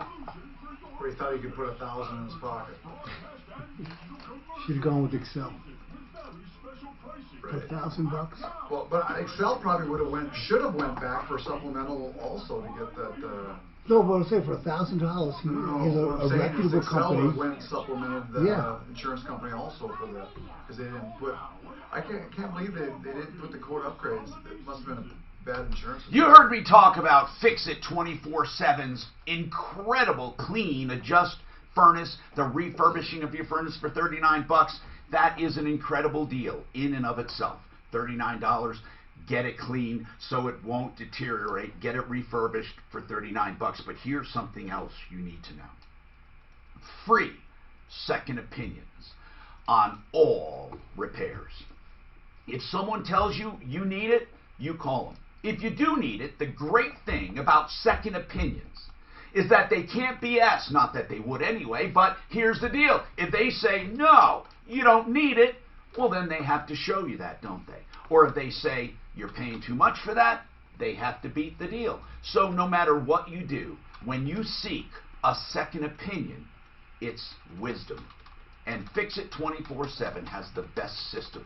You just call them and they give you a free second opinion, even if it takes a visit and diagnostic to do it. FixMyHome.com. FixMyHome.com. Want military-grade gear delivered directly to your doorstep? Join over 250,000 customers. This guy is pissed he didn't get to keep the money. Exactly. They did kind of okey doke. They did. They sure as hell did. But they did the job, you know? They did. I think they okey doked him, and I'd be pissed. Come on, you knew you were going to have to do that, damn it. You didn't give me. I knew they'd do that shield. There's no doubt. But also the insurance adjuster was fucked up too because he didn't put it in there. That's CrateClub.com. Insurance adjuster should have known code upgrade, right? Whoa. Why do you... Oh. He didn't put it on his initial bid. On the insurance adjuster. Right. Well, then maybe they did okey doke him. Maybe they literally just said, here, we'll do it for this. But because he gave them that. Jay added it in. Jay put it in and all other code upgrades that you're going to need. Yeah, Jay would add it in. Jay added it in and was still cheaper. Yeah. Actually, they probably didn't fuck him. They probably took it right from the insurance company and said, we'll do it for this. Exactly. Well, yeah, they said it was to the penny. Right. Yeah, because it's Exactimate. They're all the same. Right. But Jay added the insurance shield, knowing that they were going to be adding it regardless. Right. And he's going to end up with a lien on his house if he doesn't pay it. I think they got paid. They sent him. The insurance company sent the roofer the checks directly. No, they don't do that. They don't send the roofers checks directly. Not the supplement. This guy didn't. He didn't say that. I thought he said they got paid on those supplements. Delivered directly to your doorstep. Join over They should go because the warranty still has to sign off. Where do you think my checks went? I don't know. It's probably to you. To your pocket. To where? To the warranty company? Not the warranty. To that. Because you signed that. Paradigm. Oh, you signed it for Matt? So you're saying when you sign a roofing contract, you're not signing over I don't think so. I don't know. I don't think so. I haven't had it done in so long. My bank was freaked out because they had to have 3 signatures on the checks. They weren't used to that. That'd be a good question for Jay. It was made out to Brenda Major, Matt Paragon Services, and then our insurance company. It was made out of 3. Okay. I didn't know you had to leave at noon. Third lender. Yeah, got a client meeting at 1. Oh, okay. No, he's lying. His kids are running around the hotel right now. Yeah, they Ordering do that room too. service. Where are your throwing kids? stuff in the pool. Oh, you have your kids with you? Yeah. Downtown Denver? We're down the street here. Oh. They come to see their friends and stuff that were here, or what? We have. Yeah, we saw some last night, and we're gonna see some Thursday. Do you like where you're living? Yeah, it's nice. He's in a lake house. Why did you pick it? Just at random. Just You did it at random. You mentioned that. we did. Where are you living? Just outside Knoxville, Tennessee. Right? What if that dart landed on Tyler, Texas? Would No, you be you in Tyler, really- No, I've been to Truly. Tyler, Texas. I wouldn't have gone there. I thought Tyler was nice. You didn't do a dart. Rolling hills. What, so you're living in lakes. Tennessee? You're living in Tennessee? Yeah. You didn't do a dart. First of all, it's No, I dry. didn't. I mean, we've Second driven. of all, We've so crisscrossed the it's country. crazy. We've driven What's all the over. weather like? It's dry there? I didn't So know that. today it's Unless they 70 changed degrees it and. very recently. So the coldest it gets? I thought there's a lot But, of lakes there, isn't there? typical this I don't time of year is remember about one lake in 50. Tyler, There's just a Texas. warm front going through. It's pretty small. So we've had snow twice. There's and lakes everywhere. less than an inch on the grass and wet everywhere. Maybe else. outside of So you get but four inside of seasons, it. but you don't get the extreme cold. And you get Yeah, there's no beautiful lakes. blue skies, big What's that? skies. So- What's that? It's not What's as- that? You do. I mean, Here's what's not weird. as, Right there, right there, not where as you much pull as that. here, So but Carolina, I There's remember, was basically always one gray. road. yeah, Not not It's gray right like here, it's cloudy, 110. but I mean it was hazy. Nah. This fucking thing. It's not really. It just People goes around the whole told me town. that it would be, but It's it's not that not. big. It's not as young as May blue sky days this year, but you get a lot. So, Mark, you live in Tennessee, right? Yeah. But you also advertising in Denver? I have my law firm here. Oh, your law firm's here, but you live in... My paralegals here. All my clients are here. Yeah, so It's a center for why'd you move rose to Tennessee? cultivation. Why did you move instead of staying here? I mean, religious-wise, I don't know, but Just I want thought to it was try really somewhere Really? different. looks Yeah. green. I had been here since law school. So it's not a big deal living there and having your practice. It's freaking green. It's Hi, interesting. Tom Martino, your troubleshooter. 303-713-TALK, 303-713-8255. One Clear Choice Garage Doors. You can get them checked free with an inspection, but you know, you don't just for pre-inspection. You got to own the house. If you want to have that inspected and gone through and its safety adjustments, One Clear Choice Doors will do it because they want to be your garage door company.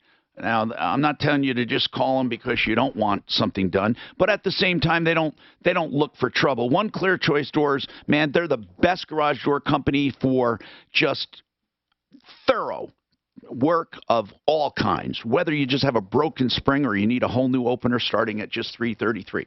OneClearChoiceDoors.com, 720-370-3987.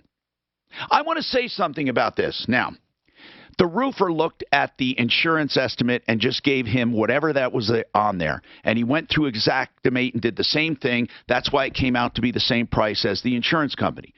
Now, did he know in his heart that he needed to add ice and water shield? He probably, if he did, he probably thought, I'll just do it in a supplement. Or, I'm not sure, I'll just wait to see. And if I do, I'll do it in a supplement. So, what does that mean? Was this guy cheated? Listen, I don't think he was cheated. I don't think he was cheated. Now, this guy, I would be mad too, though. I would have said to the roofer, wait a minute, buddy. You knew you have to add that. You gave me the false impression I was going to save money. I might be a little pissed.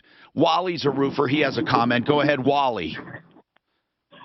The problem for homeowners is there's no saving money with insurance, because if you don't spend it, you lose it.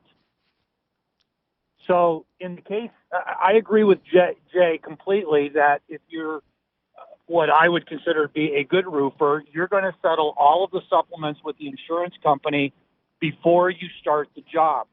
The problem for a lot of homeowners is that they hire a roofer like this, they do the work, they submit the supplements on the back end, and then an insurance company says, wait a minute, we need to see it, and you've already torn it off, so we can't see it. So we're not going to pay for it. And then the roofer comes back looking for the homeowner to pay for those increased costs. That's the biggest issue with doing it the way that this guy did it. Now, if the insurance company paid it, he's not out anything.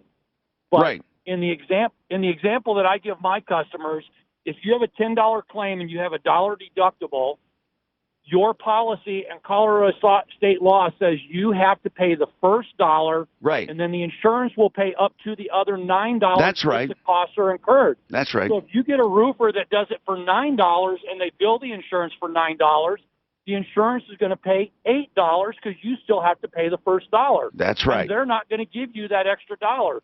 So that's why every well, it roofer depends. that's out there. Now, you're right in most cases, but Wally, there are many insurance companies that settle a claim based on a number, and then that number is what you get, and they don't care about the extra. There are some that'll split hairs and make you show every receipt. It depends on the company, really, but many times it does depend on the company. Yeah. And right now I'm using Matt, your public adjuster. Yeah. He's helping me with one where I have a homeowner that got hailed out last year. She had her roof replaced in June of this year. And the company did such a bad job that when she got hailed out again, I got the call. Well, come to discover she paid for a special order colored shingle that's $1,500 more because it's not stocked here in Denver than the standard shingle. And the insurance company right now, they're refusing to pay for it. And they have to put her back to pre-storm condition. Right. She's already paid for the upgraded shingle. Right. And I couldn't get anywhere with them, so I've been working with Matt now for a couple of years, and Matt is handling this one for me to try and get them. He got everything settled except for this one item, and I'm on my way home actually to send off the extra 3 documents that he needs to try and get them to pay for it. But you need to settle this stuff ahead of time, not after the fact, because after the fact, the problem is if the insurance company doesn't want to pay, you've got you don't have any way to prove things other than photographs because they can't come out and inspect. Hey, do you usually get the supplemental checks right to yourself? Pardon me? Do you usually get the supplemental checks directly to you or your company? Absolutely not. They always go to the homeowner. Yeah.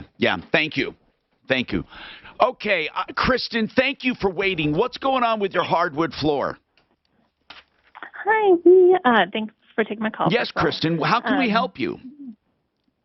We had our home custom built about 5 months ago. And who built it?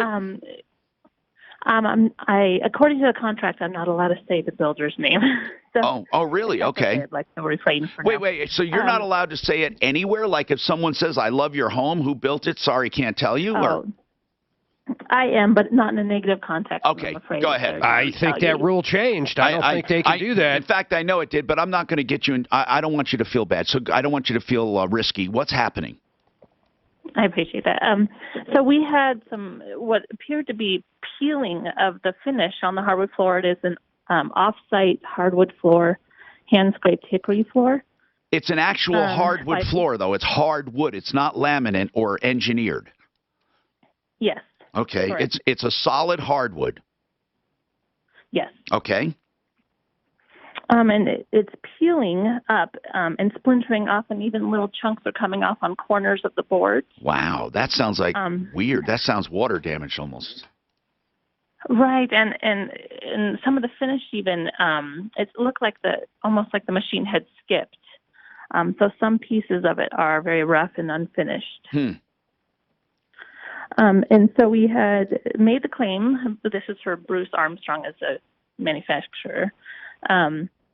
They had come out, took a few minutes, took a few pictures, and said there's nothing wrong. Sent it to their internal lab and did a tape test. Okay, what did they find? And they found nothing, no fault on the finishing. Well, and that was it. If they didn't find no fault, why is it happening?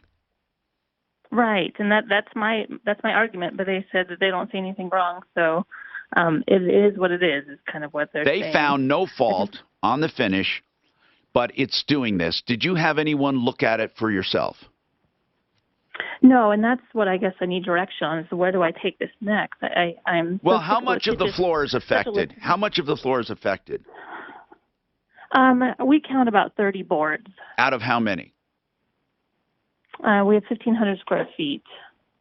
So would that be a very small section? I don't know how big the boards are. I have no idea. It's a very small section. Is that what you're saying? It's not. It's actually quite a bit. I'd say they're very long boards. I think my issue is that even if we replace those boards at this point, every time we turn around, a new board is doing it. You need to get someone on your side to look at it and give a written report. You need a real floor inspector. Here's the deal. Does the floor installer, where did you buy it? Through an installer? Through a Carpet Connection, who received it from Tingle, which is So the builder did not provide it? We picked it with the builder. Okay. At Carpet Connection. At Carpet Connection. And Carpet Connection supplied it? They did, yes. All right, so what does Carpet Connection say about it? They didn't manufacture it. What do they say about it? They say there's nothing we could do about it. They won't even come out to our house to look at it at this point. Because their inspector said nothing was wrong. Right. Who's the manufacturer of the hardwood? Bruce Armstrong? No, Bruce Armstrong. You mean Armstrong Floor? What do you mean, Bruce? Correct. Yeah, I think that Bruce purchased Armstrong, but I'm not positive. So okay. Okay, Armstrong. Got it. Okay. Now, listen. You need to call Simply Floors and talk to Buddy Mitchell or one of our experts. I don't know who we send there, but you need to get an expert to give you a professional opinion. Then you need to, unfortunately, you need to use that to try to get warranty, unless it was damaged by the installer in the warehouse or by the builder. It could be any number of things. I mean, you're going to have a fight. Yeah, that's what I'm afraid of. Well, they're not voluntarily. What does the builder say? They said they think it's a manufacturer issue, and they're kind of saying it's up to us to fight this fight. No, it really isn't. I don't know what your contract said with them. You said it was custom built, so it was truly custom, meaning that you own the lot and you got the construction loan and you paid all the contractors. Correct. Okay. So your construction lender did not send out inspectors before they made draws? No, and I'm sorry. Let me back that up a little bit. We actually, the builder got the loan. We purchased it from the builder at the end, but it was our lot, our design. We picked out everything with the builder. But it was truly custom, meaning the subcontractors worked for the builder. Correct.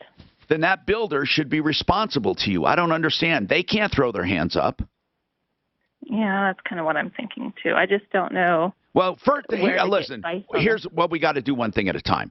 First, you got to get someone to inspect it to say it's bad and why it's bad. You need an expert. That's the very first thing. Suzanne can give you a few names. This is Denver's Talk Station with Ross Kaminsky in the morning. But we're...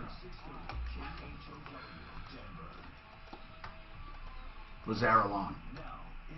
I can't believe she can't mention the builder. She's not saying anything derogatory. Well, I can't. The flooring company should have said it's either our fault or the installer's fault. They're saying there's nothing wrong. Well, that's gotta be. No, but if they're saying nothing wrong, then it's a moot point. Would you question that? Hell yeah, I would do exactly what Tom said. Get somebody, an independent person, to say, yeah, this floor is fucked up. What's the Dave test? I should say. Weather forecast, mostly sunny today with a high of 32. Tonight, mostly clear overnight, a low around 9. Right now, just a few clouds hanging out above, and it's 24. With your impact traffic and weather, I'm Pete Wagner on 630 KHOW. With colder temperatures on the way, keep your car running with Prestone Antifreeze. Only Prestone's superior formula works immediately, protecting your engine from the elements to keep your engine running better. So take on the winter with Prestone today. This is the time of year, unfortunately, where people get in trouble with DUIs. That's because they drink and drive. It all comes down to that, doesn't it? Now, some people don't say, I'm going to get drunk and drive. They say, I'm going to have a drink. I think I can handle it. All right, most people can. Then they have a second one. Can you handle it? Well, yeah, we can handle it. But wait a minute. Maybe you can't. Maybe when it gets to 3, you're drunk and you don't even know it. Some people are intentional. Whatever the reason, Joseph Lazara is set up to handle it. Whether you're falsely accused, or you made a dumb mistake, or you're just plain stupid and you need to learn your lesson. Joe will walk you through the process and help you and defend you vigorously. LazaraLegal.com. 2 Z's and 1 R. LazaraLegal.com. Joe Lazara is there to help. If you're in trouble, don't try to do it alone. 303-429-6200. Keep that name and number. I hope you don't need it. 303-429-6200.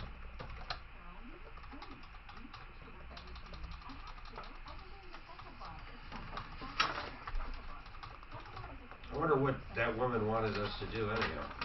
Man, this is... She didn't know where to go. Well, but she won't even say the name of the company, so I mean, that's what I'm saying. Meaning she won't say the name of the building. Yeah. I'd go back to Bruce Armstrong or Armstrong Floors and just ask him. Well, I think... So is this normal in all your floors? No, I think... Ask her to send photos, too. I think what Tom said is right. You got to get someone to say... They're saying there's nothing wrong. Right, but you can just you say, need well, you you just ask them, does all your floors do this then? Yeah, but you need somebody to say... So really what they're saying is something wrong with it. Yeah, but if it's peeling off, they say there's nothing wrong. You ask they're them, saying... I'll bet you they're going to say she damaged it.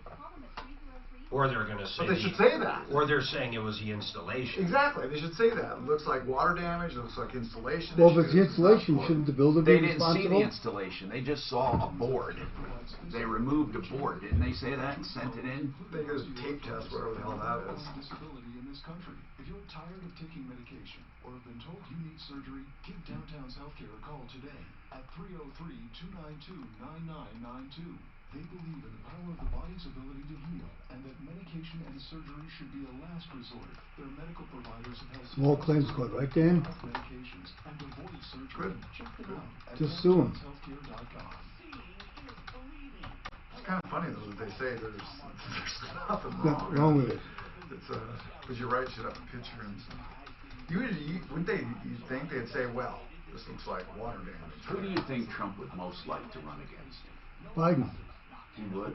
I think so. Biden's going to crack up. To run against No.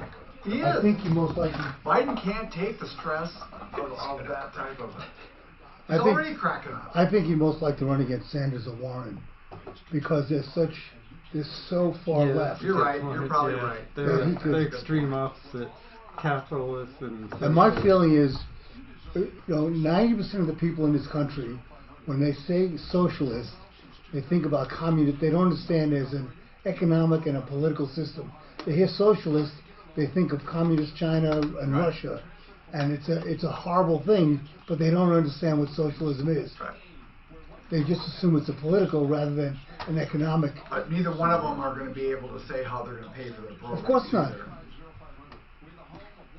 Besides, tax the billionaires.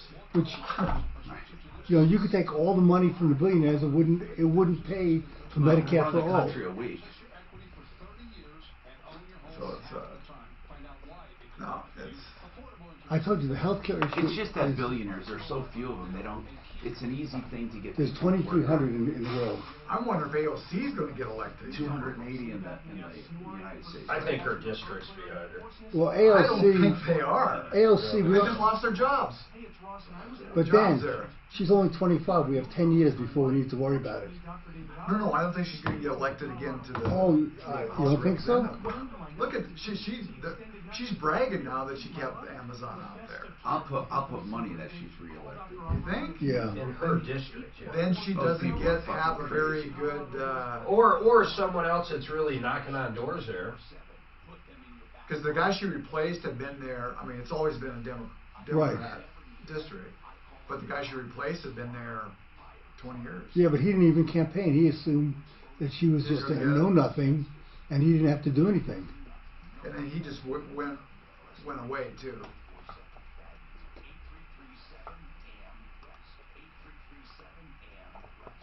That must be a hell of a place to be in New York with all the taxes and high costs and terrible service. Right? Isn't everyone's services are terrible too? I don't know. Peanut brittle. Garbage. Hi, Tom Martino here.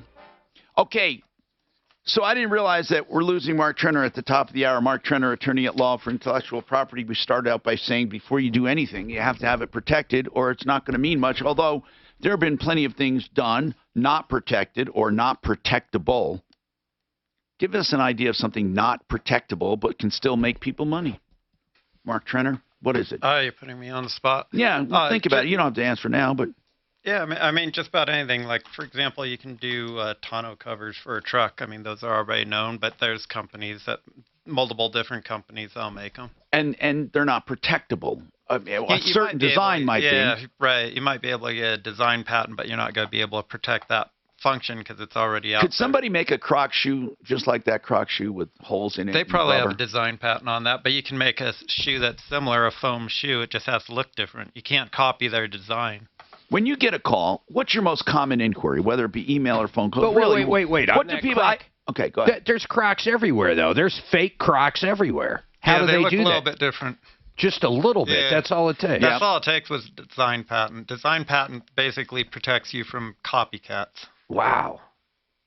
Except if they're from China, then it doesn't matter. It actually does. If you've got a patent, you can have customs stop it at the border. Let's talk about the most common inquiry. Most common inquiry is, where do I start? And answer is always, I'd start with a patent search, because if it's out there already, there's no point dumping a bunch of money into the patent process. Okay, by the way, these pictures of the floor, what I don't understand is how she says they begin showing up, that new floorboards begin showing up. These are clearly either stains chemically or abrasions, in my opinion. And I don't know how new damage just keeps showing up. We are going to send an expert out to look at them.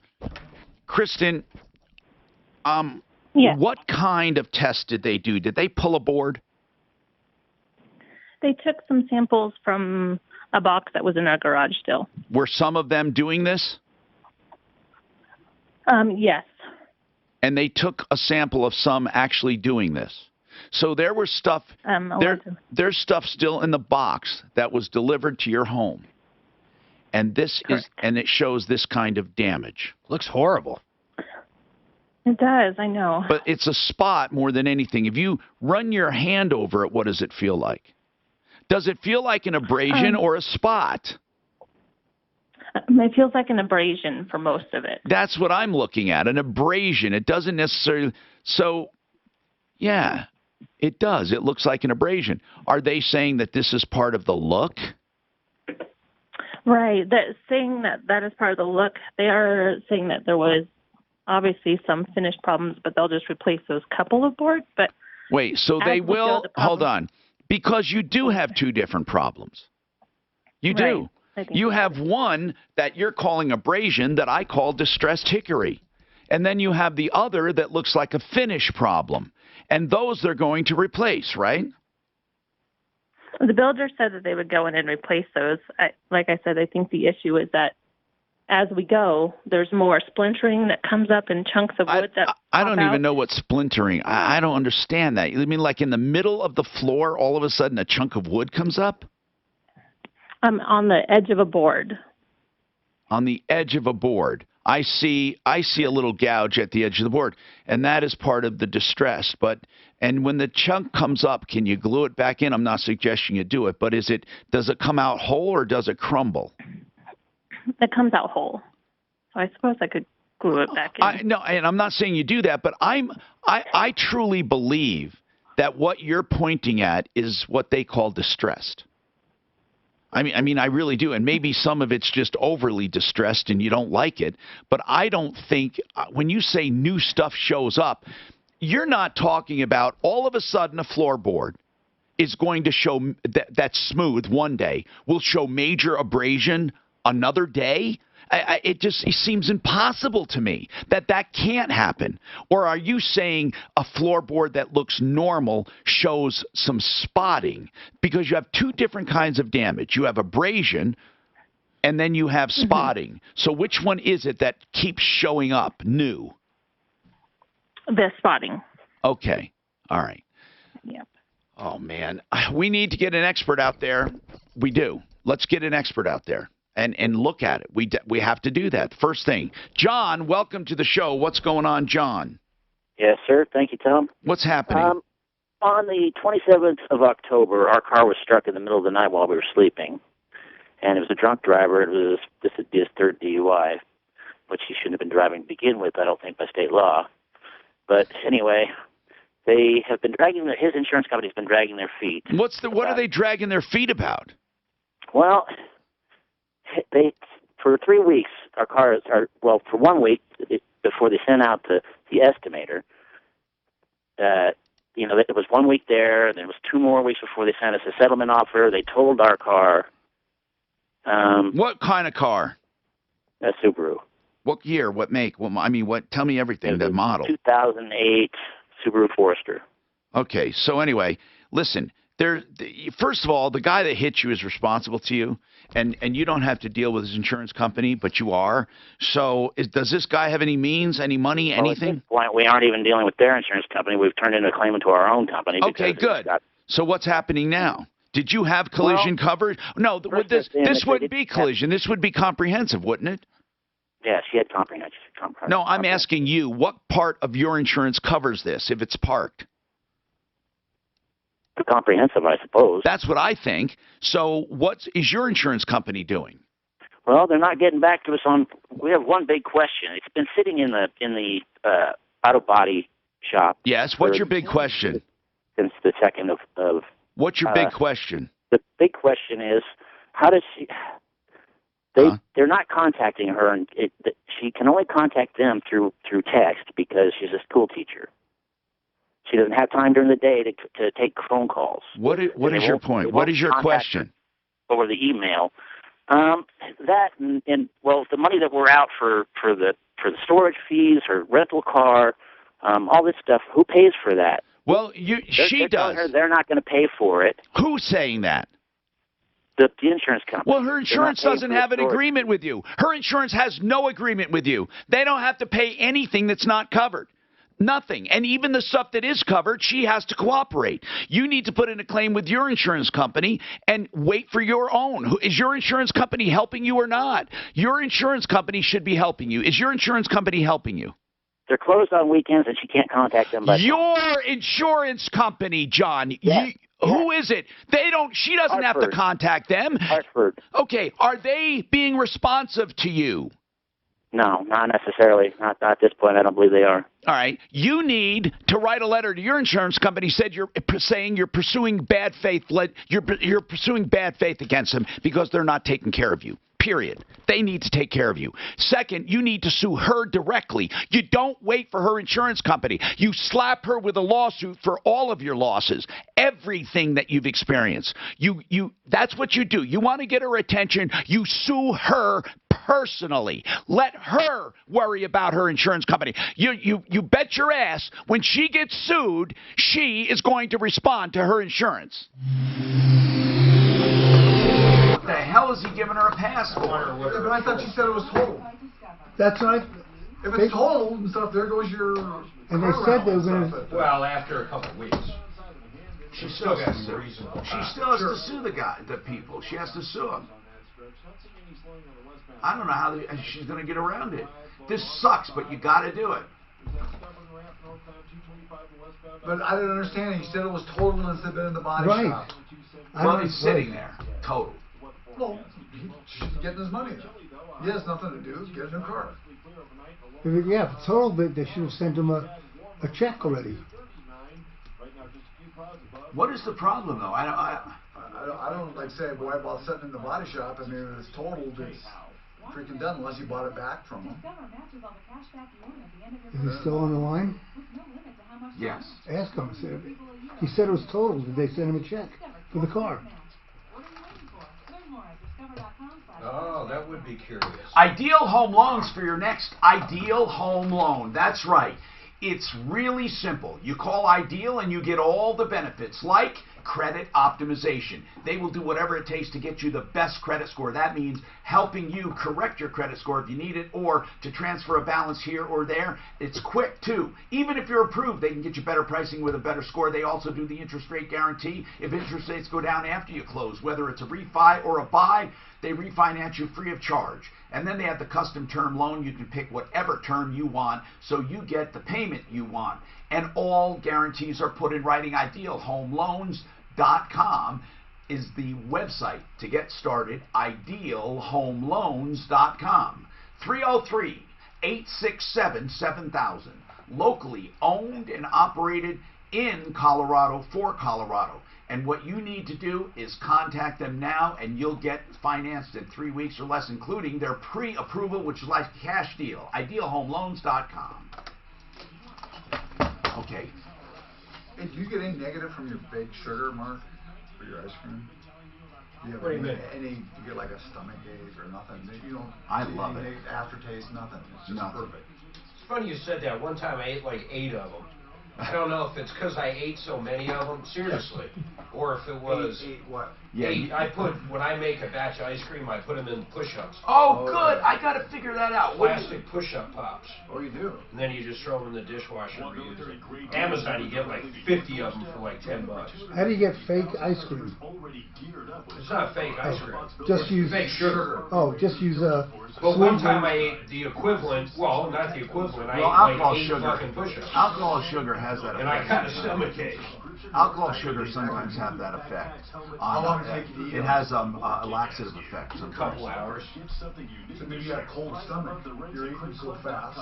Fucking ate a lot of them. No, seriously, once in a while. I love those fucking push-ups. So. But I was just wondering if you made peanut brittle with that fake sugar, what that would like say. That's The one I use has absolutely zero aftertaste. Zero. You can't tell the fucking. Which one is it? There. This is. No, here. It is. I buy the cheapest. Does a cup equal a cup, or it tells you? It's what? close. Is it? Usually the recipes I'm using for ice cream, it tells you how much. What's the? But it's very close. Is it aspartame or saccharin or? No, it's alcohol. Just ethanol. Alcohol. Okay.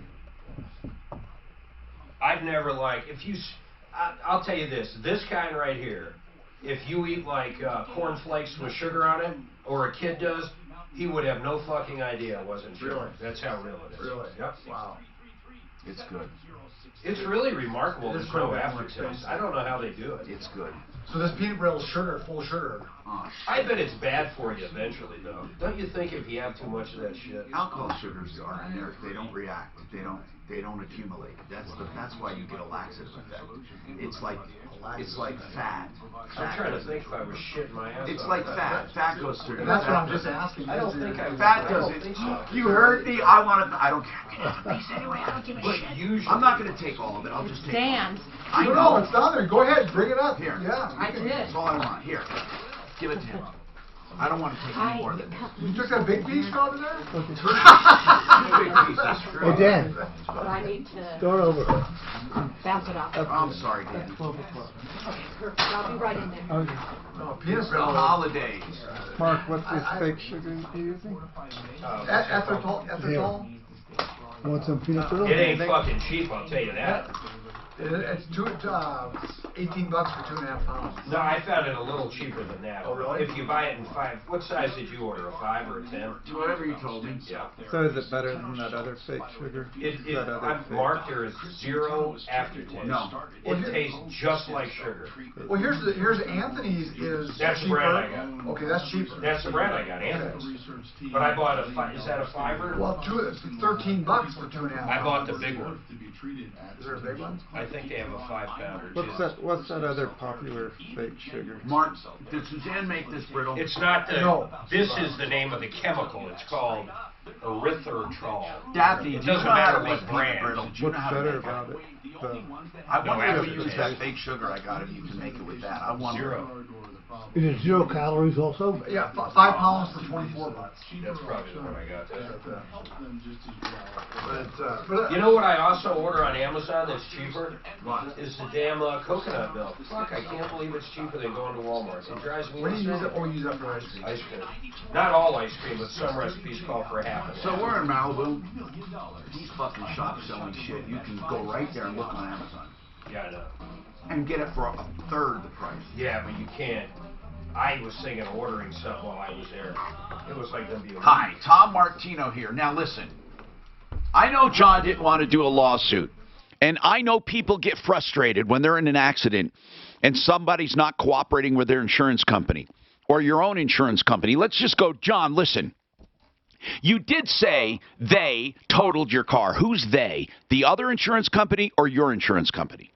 The other insurance company. Okay, so did they say how much your settlement's going to be, or how much they're offering? They were offering 82, I believe it was. Okay, now you do understand. They had the wrong mileage, and then we had to have them redo it because the odometer. What's the latest and greatest offer you? What's the latest and greatest offer you got? They haven't sent us a second one. Okay, but for an 08 Subaru, how many miles do you actually have on it? It was 170. And how many did they say you had? They looked at it and it said 66 because we had the odometer changed out when we had the dash lights changed. They actually, wait a minute. They are actually giving you a higher price then. No, we sent them a revision telling them that they had the wrong mileage because we had the odometer changed out. Yeah. They looked at it. She got their own estimate of the mileage. And we forgot that we didn't tell them at the time that it actually what I'm asking you is the $8,200 was based on only 60,000 miles? Yeah, 66,000. So you could have kept your mouth shut and gotten more money. Could have, but we're not that way. No, you're a good guy is what I'm saying. So obviously it's going to be less than 82.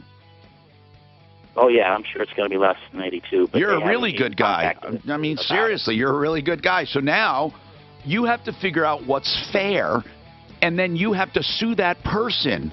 And I think you can probably do it in small claims court. I mean, I really do. You got to sue her, though. Do you understand that? I have two other questions. All right, hold on, and I'll come right back to you, and I'll take Jimmy, too, and Raquel. Hang on, please. Scammed, fed up, burned, So, tricked. Mark, if he takes, let's say they give him the 82, right? Yeah. Then he can take the driver to small claims court for the additional expense. As long as they don't, as long as she's not signing a all-encompassing Right, settlement. but if they're just paying for the car, he can sue her for the rental. And As long as she doesn't sign a release. Right. Hey, good to see you, Mark. I'll see you next time. All right, we'll do that. Have a safe Good flight. meeting you. How long are you staying in town? Till Thursday. You lose nothing. Call Wealthy on Wall Street. How about the good snowboard tomorrow? Where are you going? Hey, Basin. Should be good. Yeah, they just got dumped, man. Yeah. Damn mountains. You snowboard, right? There's been a lot of snowboard. A lot of them. Are your kids looking forward to it? Early. Oh, It yeah. looked pretty good That's all today, they like came it was for. snowing here pretty bad. Now it's all perfect. I don't even know if they're going to be making snow. She does not ski or snowboard. I mean, they She really stayed been home. getting them. For Is she in before Tennessee? Christmas like Yeah. this, they rarely Who's get taking care of the kids? They're sitting in a hotel room right now. How old are they? I got a 16-year-old. So They're ordering room service. Room 15, service, 13, and They're 10. pouring stuff into the. Yeah, that's right. They're getting marijuana delivered. Uber Eats. Dad, it's CBD. Uber Treats. That's what they're called. See, Mark. Fucking Bonnie did Uber Eats. Del Fresco's. I see a $49 bill and it's fucking McDonald's. I'll take that bone-in ribeye. It's not bad. Give me the tomahawk. 49 for McDonald's. How does Uber Eats work? Fuck, I've never used it. Remember we were trying to figure out how they made their money? Yeah, that's a great question. I don't know. If McDonald's is $50, I don't know how they make money. Because I don't know who would fucking order it. I mean, I would never order fucking McDonald's for $50. Unless he's ordering for like 10 people. He and his sister, I think it was around $49. How far away do they live from McDonald's? No, it was Cherry Creek in my house. That can't be that far from the McDonald's. Hey, you should bring the bill in. Let's look at the bill. Have them call in. Look on your Tell Uber. I wonder if the Uber has a breakdown. Oh, maybe they okie doked you on the tip. It was like $20 and the guy fucking jacked it to 30 or something. Although I don't think Have Bonnie call in. Oh, you know why? No. I guarantee it. I know his kid. Here's what happened. He told the driver, I'm going to give you a $30 tip for picking up that beer for us. That's what happened. Man, that kid is smart. That kid's right up there. Listen, I'll give you a $30 tip, but you got to stop at the liquor store. Six-pack and a couple of dubs. I want edibles. I said edibles. My dad will smell the dope. You know what the problem with edibles is? That people don't get the reaction right away. I'll tell you, if I was a fucking kid with Uber Eats and all this shit, man, I'd be fucked up every day. We used to get cab drivers to get us six-packs. That was no big deal back in the day. Every time there's been an issue with marijuana, like someone goes nuts. It's edibles. It's always Well, edibles. of course, because you don't feel it, so you eat some more, and then because they're morons. They'll buy a candy bar and you're supposed to eat one chunk, and the fucking guy will eat the whole thing. They don't get anything good half. That's right. Much not got it. Oh yeah. You're right, because most people are used to smoking pot. Right. You eat a big bite and then you're like, this ain't nothing's happening. Right. And then what happens Same with is mushrooms. Yeah, and the other thing, mushrooms are legal now. Yeah, I know. It's the same with anything that takes a while. Even acid. Acid's like a half hour to kick in, so Dan told me. I never did you acid. Mean mushrooms like in your spaghetti sauce? No, you can get psilocybin mushrooms now. Hey, is there a generic, or is there a, not a generic, is there a, can they replicate that chemical? What chemical? What you just said. In the mushrooms. They probably could, but it's not worth it. It may be so hard to replicate. There's certain things. Why not just grow it? Right. It depends on the chemical structure. I'm just saying, why would they just spray it on something? Because it depends on how many. Mushrooms It depends on how many. I hate any kind of. I don't like mushrooms on pizza. Oh man, let alone old dried up shit that you're supposed to eat to get high. Is it dry? Yeah, it is dry stuff. My buddy loves those mushrooms. He's been eating them for years. Which kind? The good kind. The good kind. I'm not talking about the kind that where you saute and put them on food. I'm talking about the psychedelic mushrooms. Yeah, magic mushrooms. He loves them. No, a lot of people, artists, musicians, anybody. A lot of people do it to get into that zone. Yep. I never liked hallucinogenics. Never tried it. I tried. How do you know you don't like it? Because I'm afraid of hallucinating. That's why. Well, you just wouldn't take a shitload then. Right, I wouldn't take any. What a lot of these people do now is they call microdose. They'll take you just a little tiny bit, man. Steve Jobs says that opened up his mind. Well, that's good for. I tried coke when I was in medical school. We went to a party, and we had no money in medical school, but some lawyers invited us to a party, and we tried some coke. And it was great, but luckily we couldn't afford it. I had no money in medical school. I tried coke when I was a teenager, and I knew it was not right for me because I liked it too much. I tried it 3 times. I got the worst personality for something like that. Tried it 3 times. Yep, I know you do too. Really? They must have cut it so badly. Well, the people I was with seemed to like it. It didn't do it. They must have. Because you didn't have coke. Good coke will get you off. So like the people I'm with, maybe nothing. Wow. Nothing. Must have been cut with so much lactose or maltose. Do that. Like you said, marijuana doesn't do anything for you. Good coke, I don't care. Wait. I don't rev you. Your heart makes me high. I hate it. I hate the high. What's that? Oh, okay. With coke? No. Speaking of dope makes me yawn. I'm not kidding, man. Well, coke won't make you yawn. You know that. I hate marijuana. No, I was up. I stayed up all night on that with some friends I hadn't seen for a while. But it don't I last let so go, long, and I will not do this again because I can easily see how this could But it doesn't last turn long, into though. my deal. No, it doesn't last long. Like how long does it last? Well, you just keep going. A couple hours, 3 hours. It lasts 3 hours? About. You keep going though. You just No. You bump, and then about a half hour later you bump, then you bump, then you bump. So a bump You is can half do a hour. couple lines that'll last 3 hours, but it dies off. It's got a quick peak and it dies. But the coming down is horrible. Is that really? Yeah. What was horrible about it? You just have this. Oh, you have this horrible sensation. Yeah, it's hard to describe. Yeah, you get it's just all you want to do is get more. It makes you want to do more. Exactly, because you don't like that Cocaine feeling. is very addictive, man. I was so glad we couldn't afford it it in medical you feel school. Like fucking Superman. Good fucking good LSD and shit too, man. Until you I don't like go any to of that. sleep, you're still tripping until you wake up. No, I hate LSD. Did you try it? Loved it. Yeah, I never tried hallucinogens. I can't. I never, ever I do. I tried once. Well, you ate that peanut brittle.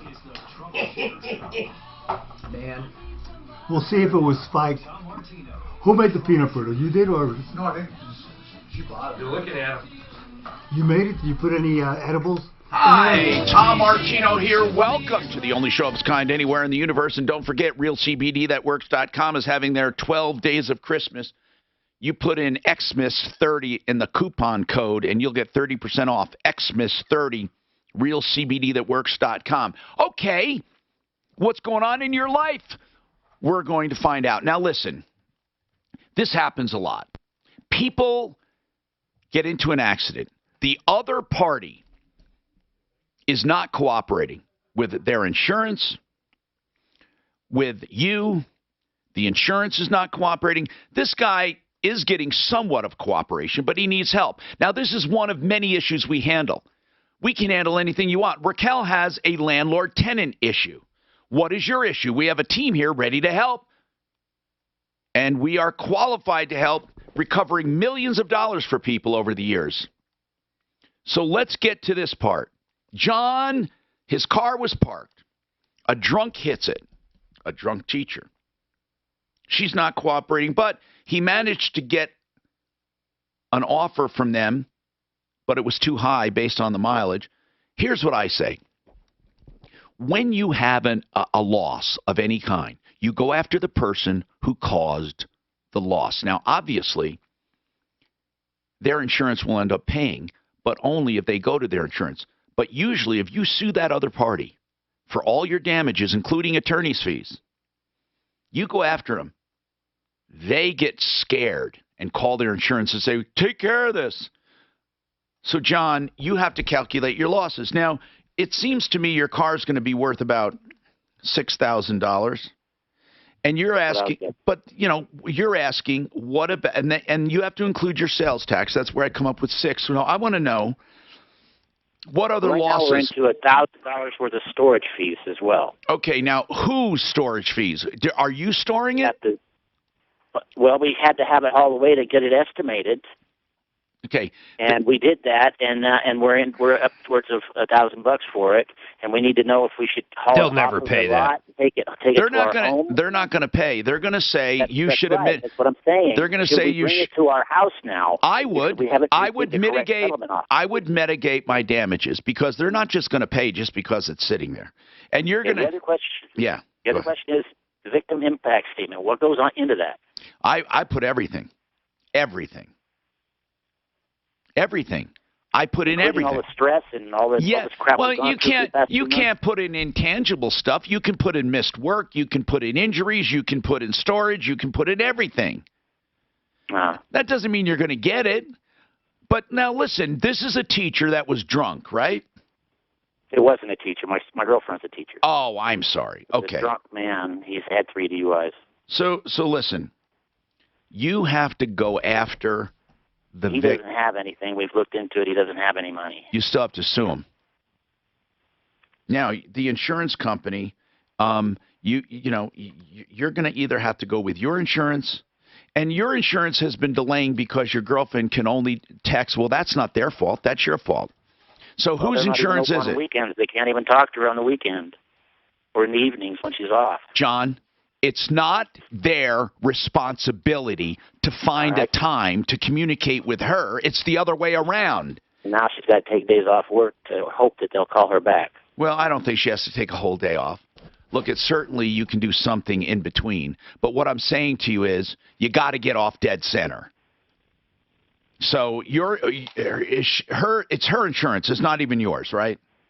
It's hers, yes. So she has to get the best settlement and take it. Then if she has additional losses, she can go directly after the drunk guy, and the drunk guy will then put in a claim with his insurance or have to pay you, or you get a judgment. There's no... But you don't see any problem with bringing the car to her house? What do you mean any problem? It's necessary. I hope she has a place... Mitigating damages, as you would say, yes. Yes, she has to. She's required to. If she doesn't, they're not going to pay the storage fees. It's, you got to do it quickly.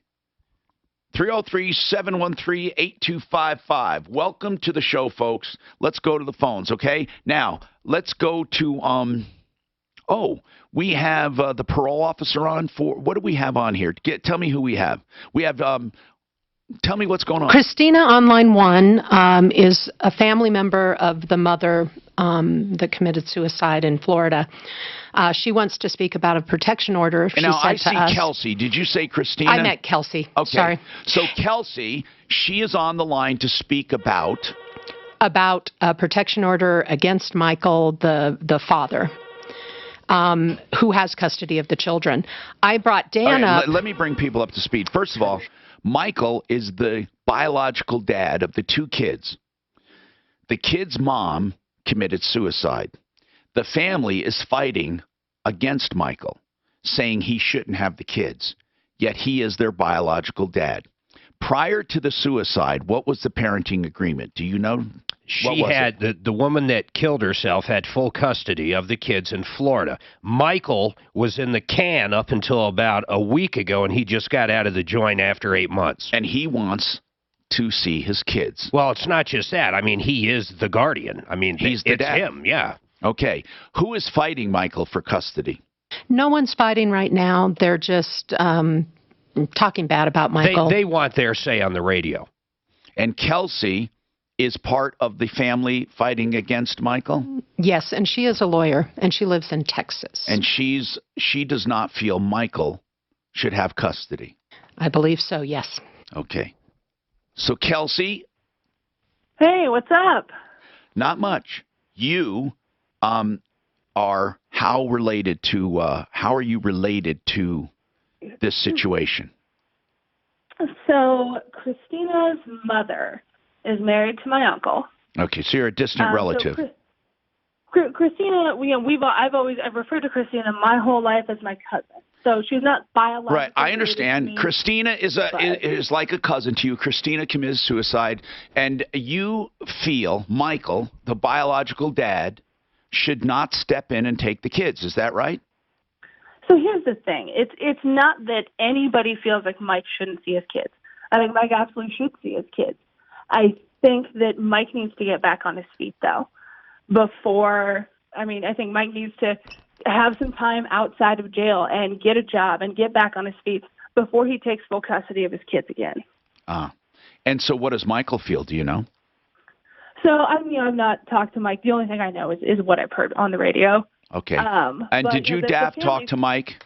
Yes, I've talked to Mike many times. Does Mike feel he should get on his feet first? It's his mother that's taking the children. So he wants to have his mom help out. Absolutely. They will be living with his mother. Well, okay, but all right. You see, it would be much easier if Mike was capable of doing it, but now you're asking the court to bypass Mike and go to his parents, to go to his mom, right? Is that what we're asking? I don't think that's happening right now. You said the kids, he wants the kids to live with his mom. Is that right? That's right. Okay. So that's an accurate statement, which means Mike is not looking for custody. He's looking for his mom to have custody. Yes, and as soon as he gets a job, right now he's in a halfway house that he checked himself into. As soon as he gets a job, he will also move in with his mom and kids. It sounds like a good plan, but that's probably why it's a little more difficult than if Mike was ready to take his kids directly. But Kelsey, weigh in on that. What do you think about Mike's mom? So look, Mike's dad and his stepmom seem like wonderful people. I have not heard a nice thing, and obviously I'm not trying to be mean to anyone, but what I've heard about Mike's mom is, it's my understanding that Mike's mom at one point had some kind of foster child or something that she ultimately ended up sending back because she couldn't handle the child, and the child went back with a myriad of mental health issues. Mike also told Christina's family his entire life that his mother was a lot of the underlying reason for some of the difficulties that he's had in life. So you don't think she's capable of handling the kids? I don't think she is. And look, I think Mike wants his kids so desperately that they'll end up wherever he can put them. Okay. And I just don't think that's the right thing. And Christina's family does not at all seek to keep Mike away from his kids. They have no ill will toward Mike. What do they want? What do you guys want? If you can represent them, what do they want? What do they want to see done? So here's what I think the family wants to see done. Currently, Christina's parents are stuck in Florida because the girls are in the custody of CPS in Florida. I think the family would like to be able to get the girls out of the house that they shared with their mother, who's no longer living. I think they'd like to be able to get them out of Florida and back to South Dakota, get them some sense of normalcy, go through the holidays.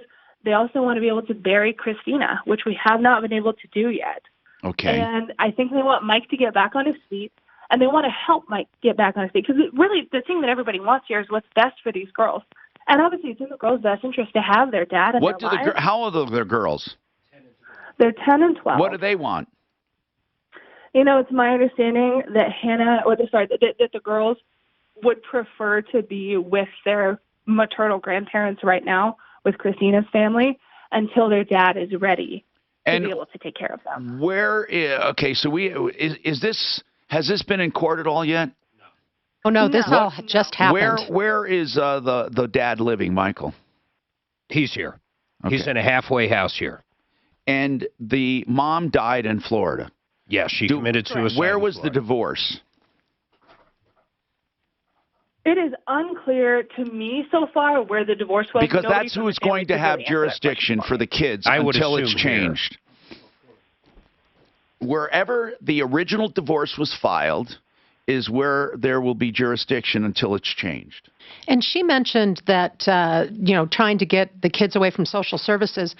We sent that letter of the power of attorney. Are they with social services now? No. From what I heard today, they are not. They are with the maternal grandparents. Which is good. But nobody will talk to them and let Michael know when the kids are leaving Florida, which I think he has a total right to know. Well, right now, until the courts do something differently, right now, they need to be given to Michael. It doesn't say Michael gets custody only if he is on his feet again. It is what it is. It would take the family. They would have to file a motion and say that it's not in the best interest of the children to be with Michael. Unless they do that, the default is that Michael gets the kids. I mean, there's no fighting. He gets the kids. Exactly. And all last week, we were just worried about getting the kids where are out they? of... So where is Michael established with his parents right now? Michael is in the halfway house with his mom. He's in the halfway house. His mom is ready to take them. The kids are with the maternal grandparents. Okay, but here's the deal, okay? The maternal grandparents have just as much right as Michael's mom. Michael doesn't get to just dole the kids out. That's the point. He can take them directly, but not in a halfway house. So, I mean, the pure legal sense of this is Michael's the guardian. Michael's the dad. But Michael is in no position to take the kids. So Michael is saying, I want them to go to my mom. Big deal. You don't get to say where your kids go. You get to take your kids. You don't get to necessarily say where they go right now. I mean, they're not with him right now. So I don't understand this. And I'm not trying to fight anyone. Why aren't they all right just staying right now with the maternal grandparents as opposed to the paternal grandparents? Because they drove out there or flew out there. They don't live in Florida. Okay. They live in South Dakota. The kids are in Florida right now. Oh, my God. God. I have a question. If Michael doesn't get to say, who gets to say where the kids go? If Michael was with the kids I know, right now. but he's the guardian, so he gets to pick. He gets to hire the babysitter. If he had them, he would. If he had them for one day, he could place them with his mom and say, Mom, watch my children. He doesn't. He has not taken them yet. You know, if he was in jail for life, he doesn't just get to make those decisions. He doesn't have them yet. I mean, that's the sad part of it. These kids right now can't be claimed by him. They can't. He can easily move in. He was self-checked into this halfway house. He can leave there, move in with his mom, get an apartment, whatever he's able to do. And I think I just heard Kelsey say that's what they're waiting for. Yeah, I don't know, that was my confusion because... I think I heard Kelsey saying, we want Michael to get established and then he can get his kids. Am I wrong, Kelsey? You're not wrong. You know, we want Mike to get out. I mean, obviously, we want Mike to get a job. We want Mike to get back on his feet and get in his space. But who gets to say that, Kelsey? Here's the problem. You guys don't get to say that. Once Mike is out and with his mom, he doesn't have to go before a committee of Kelsey and friends to say, this is what you need to do first. You don't set those standards. Weekdays 2 to 4. It's Michael Why Brown. is the parole officer on? Why? Who knows? Because she's talking about a protection He was the one order. first contact with us. But she said something about there's a protection order against Michael, and he wants to respond to that. Now, What does he want to respond to? About a protection order that was placed against Michael. Art of Granite. That's the place to go to get beautiful countertops and cabinets. TheArtofGranite.com. is the website. He's a direct stone importer, which means you buy all of your stone at wholesale. Granite, quartz, marble, other natural stone, and solid surfaces. Quartz is beautiful. By the way, price quotes given on the phone because he charges only for fabrication and installation. Art of Granite, theartofgranite.com. 303-386-5919. So I have Daphne, are both sets of parents in South Dakota? No. So no, they're not. So the parole officer is on because she sent this protection order. Just smoking. I know, exactly. But she sent it. They keep bringing it up like, oh, all this. So he's to answer that. He's like, the judge threw it out. It wasn't even a month and 20 days. There was no validity to it. It's a temporary restraining But order. they all keep bringing it You up. can get a TPO on a goddamn hamster. Exactly. That's And so right. everybody in her It side of says the ex family. parte temporary. Yeah, they So, all Mark, keep bringing where it are up the all the where do the time, maternal so, grandparents live? Okay, so listen. And where do the paternal Michael grandparents live? is his own worst enemy right now. being an Okay, athlete. that's what I Right. He needs to get out of there. Yeah, but and, he just got out a week ago. That's why he's there. Yeah, and I mean, But so why the didn't he whole go right to his mom's? we had to get the kids out of Florida by No, Friday, they're in or they Florida. were going to put them into they're- foster You care. mean when he got out there? And or so where are the kids right now? They are with And the now they're maternal back? Why don't the grandparents. maternal grandparents bring them back? They to are the- going to take them to South Dakota so Good. they can go to the funeral, which was the whole plan. Good.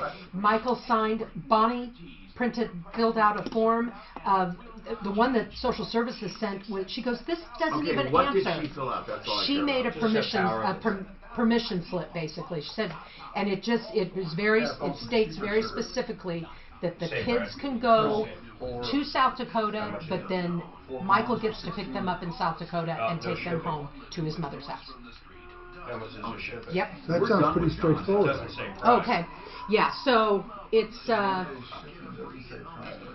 they're throwing all they just every day throw something different. Dad, will you ask how long she was in Florida before she killed herself? Nobody knows that. Let me ask. And I said I would pay for the plane tickets for the kids. I offered to do that because at first we thought we would just fly them. They put them on a plane, and I said, okay, I'll give them the plane tickets. I'll still pay for their plane tickets if that's an issue. No, it does say so. I don't know if it is an issue. Our order's over $25. No, but if the maternal grandparents can't afford to fly them to South Well, Dakota, then they can't fucking You order take one, it. I'll get one. They have to put up a shut up. I get Anthony's. It's cheaper now. I don't know why that didn't come up when I looked before, though. It's kind of funny. And this is, I don't know who the hell keto is, but this is keto friendly. He likes keto. He likes fresh. That is a weird name. Why would they name their kid Keto? What's his name in, with O.J. Simpson? Was that keto? That was Keto Caitlin. Cato. no, Cato. No, Cato. it was Keto Caitlin. So he was the original keto. He was. And he made the solo party cup thing. Freedom. He was, God, that guy. Keto. So is that guy still hanging up online too with insurance? Yeah, I don't know what else I told him. No. So, John, I didn't understand that. So it was a girlfriend car. Right. Was it totaled? It was parked and totaled by a drunk driver. But did they total it? So Yeah. why did they got to bring it back from the body shop or whatever? Well, because he's being charged storage. Well, if they total it, doesn't the insurance company take the car? Not until they pay. He hasn't accepted payment. Oh, okay. It's in limbo. This guy would have gotten $8,000, but he says, "Oh no, you said we have way more miles than you said." Well, they could have said. I love when people stick up for the insurance company. Right. I'm Tom Martino. RenewHomeInnovations.com. That's important to know. Renew Home Innovations for spectacular bathrooms. And they specialize in the showers. Now, they'll do your whole bathroom, but the showers are unbelievable with Kohler Serica. That's a wall system that requires zero maintenance, not even caulking, because the caulking is protected. RenewHomeInnovations.com. Once you do the caulking, you put this strip over it. 303-904-2000 for beautiful bathrooms. 303-904-2000. Okay, so here's what we have. A woman commits suicide with 2 kids, adolescents. The dad is in a halfway house, just got out of jail. His mom, he wants to take the kids, and he wants to live there with his kids. And he has a right to get his kids once he's established. Kelsey and the entire family of the mom wants the kids to go with the maternal grandparents to South Dakota, and I think they should. And everyone agrees they should, even Michael. Once they get to South Dakota, he wants to go get them after the funeral. All of that, I think, is acceptable. I think. Kelsey, so if these kids go, they take the maternal grandparents and the kids, they go to South Dakota where the maternal grandparents live. All right? They go to the funeral for their mom, and the dad comes at some later date. I don't mean months from now, but weeks from now to pick them up. Is everyone in agreement with that? So, look, I haven't spoken to Christina's family yet. I mean, in the last couple of days. So that would be that's a new development to my knowledge. So I can't say yes or no on behalf of her family. Yeah. I do think it's great progress though to be able to get the girls out of Florida, right? Get them to South Dakota and be able to lay their mom to rest. How long were they in Florida with their mom? About 6 months. Okay. Christina moved from South Dakota to Florida about 6 months ago. Okay. And so really, I mean, whether the family's in agreement or not, I think once Michael is out and goes to get his kids, they will have a very tough time preventing that.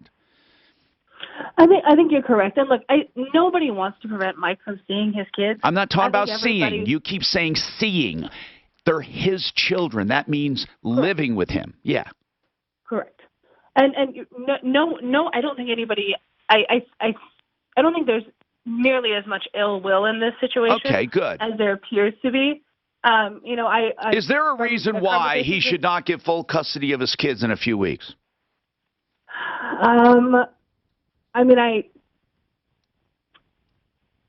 Aside from some personal concerns. What are the personal concerns?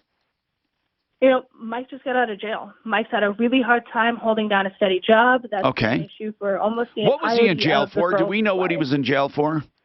He stole, and then on top of that, drug use of some sort. Well, those are valid concerns, right? I thought it was kind of he was duped. He said that. The bottom line is he was trying to say he was framed a little, but he definitely stole. He copped a plea, and he went to jail for 8 months. All right. So there's nothing else. That's it. Well, so there's the other issue is prior to Mike, Mike went to jail 10 months ago. Prior to that, Mike hasn't seen his girls in 3 years. That's something too. Yes, acclimation, right. He's also not paid a lot of child support, and not that money is everything. No, but that has nothing. That has zero to do with custody at this point. But anyway, I understand the part where he hasn't seen them. I understand that. I want to lay one more thing to rest. The only reason I want to lay it to rest is apparently when I wasn't here, it was brought up. This restraining order that was filed against him, it was called ex parte and temporary. Let me explain something. I could go to the courthouse today and get 100 restraining orders on 100 people ex parte temporary. Well, 100, the judge might start thinking. But if I could go and get a restraining order on anyone. We had this conversation. It's called ex parte. So that I just want to put that to rest because I guess I was tired of hearing about it. And so that is not an issue. So anyway, we do have a parole officer for Michael, and I'd like to talk to him for a sec. Dan, as a parole officer, I don't know what you can answer, but how long will Michael be on parole? He's got parole for approximately 2 more years. Oh, so he's not paroled? Yeah, he is on parole right now for 2 years. Oh, he is. Okay. Go ahead. If he does what he's supposed to be doing, he can get out possibly within 1 year. Oh, okay. So he's on parole. And being on parole, does he have to live in a halfway house or can he live with his mom? He can live anywhere he chooses to. He chose to live where it's not a halfway house, it's a sober house. A sober house. Okay. And are you ever called upon to testify or to talk about the fitness of a parent under your watch? Yes, I am. Okay. And And that's mandatory reporting. Okay. And so, can you speak to that or not? Sure. Okay. What do you think about Michael and him living with his mom? Do you feel that he has shown any stability, any of the signs that you would recommend, or that you, in other words, would you have any reason not to recommend him to be the parent? Not at all. Michael's only been out for about a week and a half, so we got to keep that in mind. Michael did go through some trouble times in a 3-year period, which he's admitted to, but he has had steady work histories. He made over $100,000 in 2016. The guy knows what he's doing as far as work goes. He's a heavy equipment operator, so he definitely knows what he's doing. He just got to get back up and start going again. Okay. Well, thank you very much. I appreciate that, Dan. Yes, Mark, what? Well, a little outside here. So her family seems to want to villainize him, Michael. Would you agree with that? Definitely so. Oh, no, I'm sorry. I'm talking to Tom. Yeah, I agree, and Dan does too. Well, who's the biggest villain in this? The mom who committed suicide. Yeah, no kidding, man. Here's a wife that dropped the kids off over at the neighbor's house, went out to the woods, and killed herself knowing those kids were right there. Right. How come no one's villainizing her and her own family? Because she's dead. What can you do? And also mental illness, probably. You know. Well, apparently the boyfriend broke up with her. Well, that's a bad deal. But, Dan, I appreciate... Go ahead. The grandparents are not reaching out to Michael at all. The guy wants to know his itinerary for his children. He wants to grieve with his children. He just lost his ex-wife, who they have plenty of messages. They were even considering getting back together via text. He wants to grieve with his children. He does not even know where his children are. Social services will not help him. The other grandparents will not help him, and they're acting like they all want to be part of this together. It's like they need to put the kids first, or they need to put their personal feelings against Michael aside. Dan, wow, well said. Dan, this is a parole officer going out on a limb. He's saying, look, this guy simply wants information. He's getting on his feet. He knows how to work. Did you hear that? He's saying, I can see no reason this guy should not be a father. And let me tell you something. Parole officers, they know when they're being handed a line of crap. And this guy's been doing it 25, if I recall. Yeah. If anyone knows a line of BS, it would be this guy. So here's the deal. I think what we need to do is we need to figure out if these kids are going to South Dakota. They were supposed to be in South Dakota by now. Kelsey, if you could relate a message, it would really help us, because all we're trying to do is help. And here's the message. Please have the family communicate just with Michael to where the kids are and where he can access them in the future here. Just please have them do that. Now, if they say no, and if they're really concerned, we will go to the court of jurisdiction here in Colorado and get a court order. So it's better to do it friendly, Kelsey, I think. Just relate that message, please, because we're going to help Michael, okay? 303-713-TALK. This is Denver's Talk Station with Tom Martino. Now, Here's the Michael. problem is literally those kids were supposed to be fucking there already. And now they're not. We got the power of attorney. We did everything they said they needed to be done. You're right. And the maternal grandparents are fucking around and not putting the kids on a plane. Yep. Basically, is that what? We're driving them to South Dakota. Well, that's gonna take a week with kids. It's gonna take 3 or 4 days, right? From Florida to South Dakota. Couple days. All right, so 3 days, right? Yeah, but they haven't even left. Right. They bring the body back with them? Can you do that?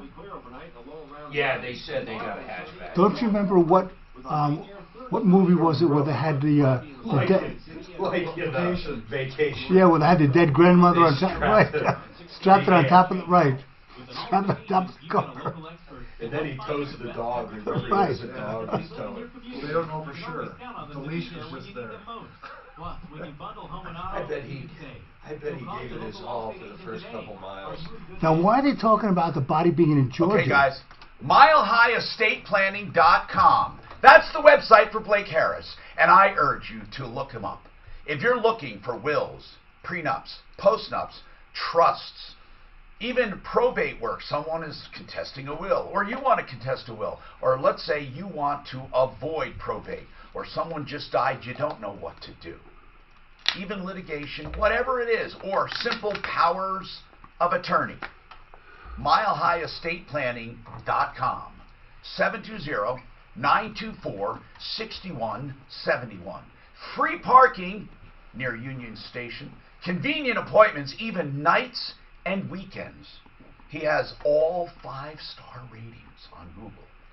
Now, you need someone who can lay it all out for you. He'll give you prices up front, and he will tell you exactly what you need and work with you on every estate, big or small, protecting assets as well. 720-924-6171. That's 720-924-6171. MileHighEstatePlanning.com. That's a whole different story. That's the one that called up. She's trying to get the body back from Georgia. Different deal altogether. Oh, this is a different... Different whole Oh, deal. okay. Totally different deal. Who's digging? Hey, you want to go and you want 4 pounds of fake sugar? We get it pretty cheap. We'll take two of them. I don't need fake sugar. Oh, you don't need it? No, I mean, Tom, do you want 4 pounds of fake sugar I have for it. $16? You already have it. This is cheaper. I have it already. It's cheaper. Return the Return window. it. How many did you buy? How much did you buy? It's amazing what they... I cook without Whatever sugar. it was. How much This is fake sugar. Yeah, I just don't... You know what? I think we got a 10-pounder. I don't think we did get a 5. See if that Anthony's... You know what? I'll just look. I can look at my account. I can look at my orders. Here's 25 cents an ounce. That's how I judged it, was the ounce. That's exactly how I did it. So you should judge it. Because you're fair, you're balanced. That's right. And fair. Must advertise on Fox News then. It's fair and balanced. Is John with Anita? I just don't want freaking 8 pounds of this shit. I just use it in say bacon. I don't bake, so I don't... I'm going to try to make bread. Okay. Artesian bread. I'm going to do it. Make what? Bread. Artesian bread. Why? Because if you go to the store, it's like $4 or $5. You can make one for 50 cents. Do you have a bread maker? No, you put it in the oven. You do? Yeah. Yeah, but How the you're fucking so rich. cheap-ass bread's that? That's how they break bread, is putting it in the oven. No, you're wrong. They don't. How do they make bread? In a fucking bread baker. So you're saying, Yes. at the bakery, they got all these bread makers lined up. Yeah. They put them in a fucking oven. That's what I'm saying. They have little bread baskets, right? But they put the bread baskets in the oven. Listen, first of all, just the fact we're even talking about it with Dan. And I love the smell of bread. Yes. Well, they say, you know, when you go to sell your house, bake cookies. Cookies and bread. Just put chocolate chip cookies in the oven, and the house smells great. I'll bet you Frank will Here's tell you the that. first one I bought. Why is the second one not coming up? Yeah, this one was 31 cents an ounce. How much were you looking at? 25 cents. And then let me find the other one. I wonder why it's not So on then, our what do menu. you use the fake sugar for? I use it. If I make peanut brittle or something okay. like that, or popcorn balls, or... His artesian bread. Right. Fucking maniac. You don't need sugar in bread, do you? artesian bread. Here we go. What's in bread? Salt? This was, shut up. Flour, Let me tell you what this one was. This one was 5 pounds. Is that what we got? Wait, you got screwed. Glued and tattooed. You probably got a tattoo on your ass that says, I got fucked. Next time you play racquetball, go into the locker room with them and check it out. I can live without actually seeing. Wait, here's my order detail. Hold on. Okay, now I found it. Yep, that's what it was. $23.87. See, then, if we get it, Doc, we can say how much we saved over Mark. Yeah, but how much was this? Oh, 30 cents an ounce. 30 cents. But you can't get that. You can't get that. Yeah, that's you're buying two of them. Buy one, it's going to cost more than this. Yeah. Yeah. See, that's where he's all fucked up with this stupid engineering math. That's what, if I was going with Ken, that's the way we would do it. Hi, Tom Martino here, 303-713-TALK, 713-8255. GenesisTotalExteriors.com. You might say, hey, I need some stuff done inside. He'll do that too. GenesisTotalExteriors.com. Mark Szymanski does kitchens, baths, basements, and, of course, everything from the roof to siding, windows, gutters, decks, and more. GenesisTotalExteriors.com. All right. We also took on another case, Anita. Anita's trying to get her best friend's body home from Georgia. Can you tell what's going on, Anita? Bring us up to date, not today, but just what happened originally when you contacted us, so those listening will understand. Are you there, Anita? Okay, we'll just talk to Daphne about it. Daphne, Anita's not there, so can you help us out? What is she calling about? Her best friend was in Georgia, and her husband murdered her, 5.5 months pregnant. Oh, my God. And her mother. Wait a minute. His mother. His mother. Then he called the cops and basically said, yeah, I just did this. Anita's friend. Best friend, yes. Was murdered by her husband. And he also murdered his own mother. Correct. And the baby. Well, of course, the baby. She was 5 months pregnant. 5.5 months pregnant. And really just the family is trying to get the body home. And so we connected, we got in touch with the Archdiocese of Denver, John Miller, to try to help us out here. Now, we never knew they did this kind of work, but he does they do a bunch of charity work. But I want to see, Anita, are you there? Is there a lot A? Anita, okay. Anita, you are there, right? Yeah. Okay. So Daphne summed that up. When did this murder take place, Anita? December 7th. How did you guys find out about it? My God. The police came, the Aurora police came, and that's because Georgia police reached out to them because he gave her mom and her mom's address and everything to them. So I was over there picking up Princess because my best friend has a 12-year-old daughter. Oh, and her 12-year-old decided to stay here for Thanksgiving with me. They just moved there on November 22nd. So she wanted to spend Thanksgiving with us. So she ended up staying back. So, was she having trouble? Was this her ex-husband or were they married? No, they're married. She moved out there to go help him take care of his mother. Did she know he was has MS? Did she know this guy had mental problems or violence problems or whatever? No, he wasn't working over here, but he had his family business. His mom is an active physician. His dad is supposed to be an engineer. So they come from a kind of like a wealthy family. And he said that his dad wants him to go into the family business and wants him to move back to the house, back to Georgia, so that he can help with the family business. But at the same time, I guess he said his mom has MS. So he wants her to go help out with his mom because she's starting to have a lot of nerve problems. So she's a CNA.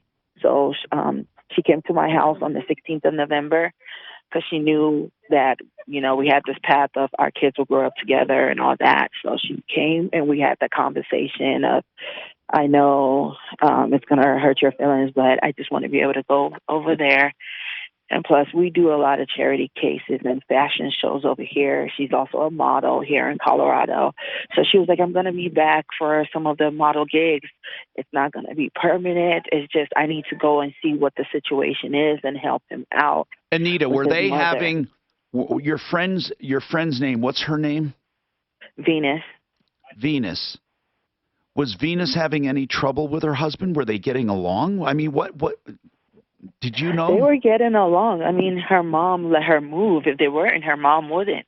Her mom wouldn't let Princess go because her mom also has a problem with her leg. So Venus was also agreeing for Princess to stay out here so Princess can help her mother out at home because she has problems with her leg. Now, Venus, your friend Venus, now deceased, was killed by her husband, and you knew the husband, or you know him. Yes.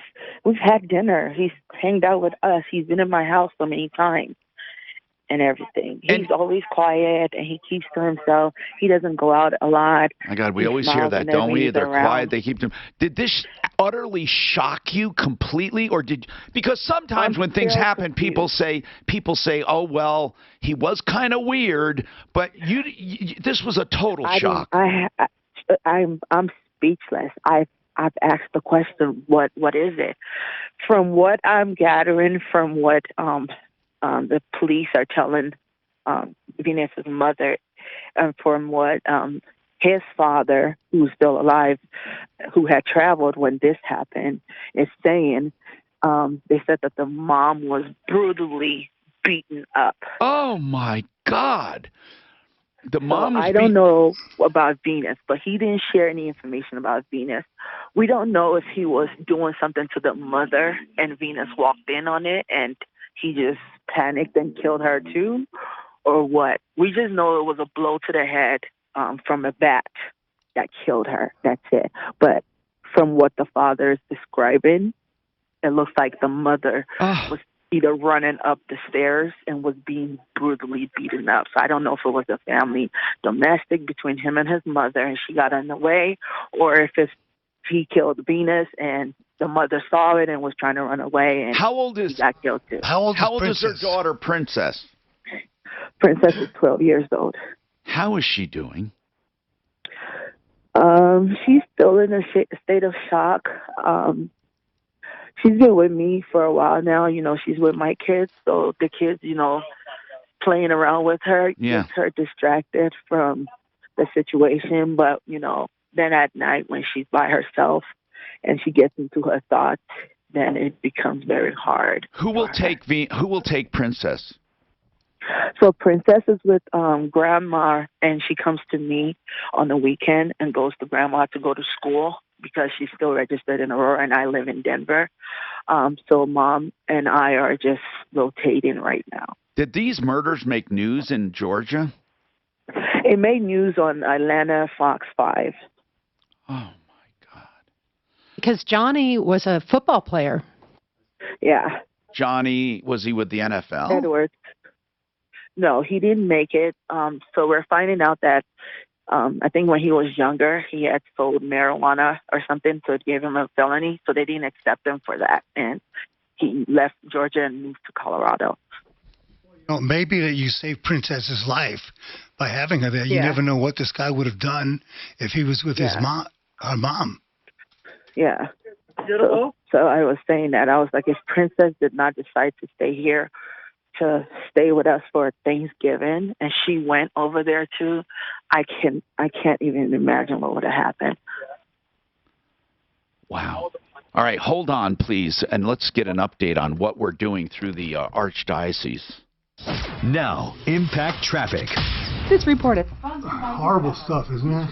Like you treat you.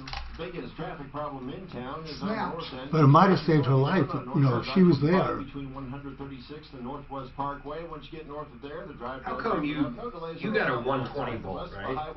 Or a 110 volt hot tub? Looking pretty good. Oh, mine's a little different story. Got outside northbound I-25 there, north of Monument at County Line Road. Jackknife Semi has the whole highway blocked. Do you think these 110s actually work? You can only do the heat or the balls. The weather forecast. Well, it's going to be mostly sunny today. Chilly One though. guy says it drops about 4 degrees an hour when the jets are out. Impact traffic and weather. I'm Do you use your jets a lot? Yeah, I do. I like the jets. I Discover love the jets. at the end of your first year automatically. Love the jets. Because it does, like I say, when you put air through that, that's just what air does and stuff, and it goes in there and expands. Learn more at discover.com. What's the point of having a hot tub if you don't have the jets? Rocky Mountain. Listen to this one. Rocky Mountain Retro Foam.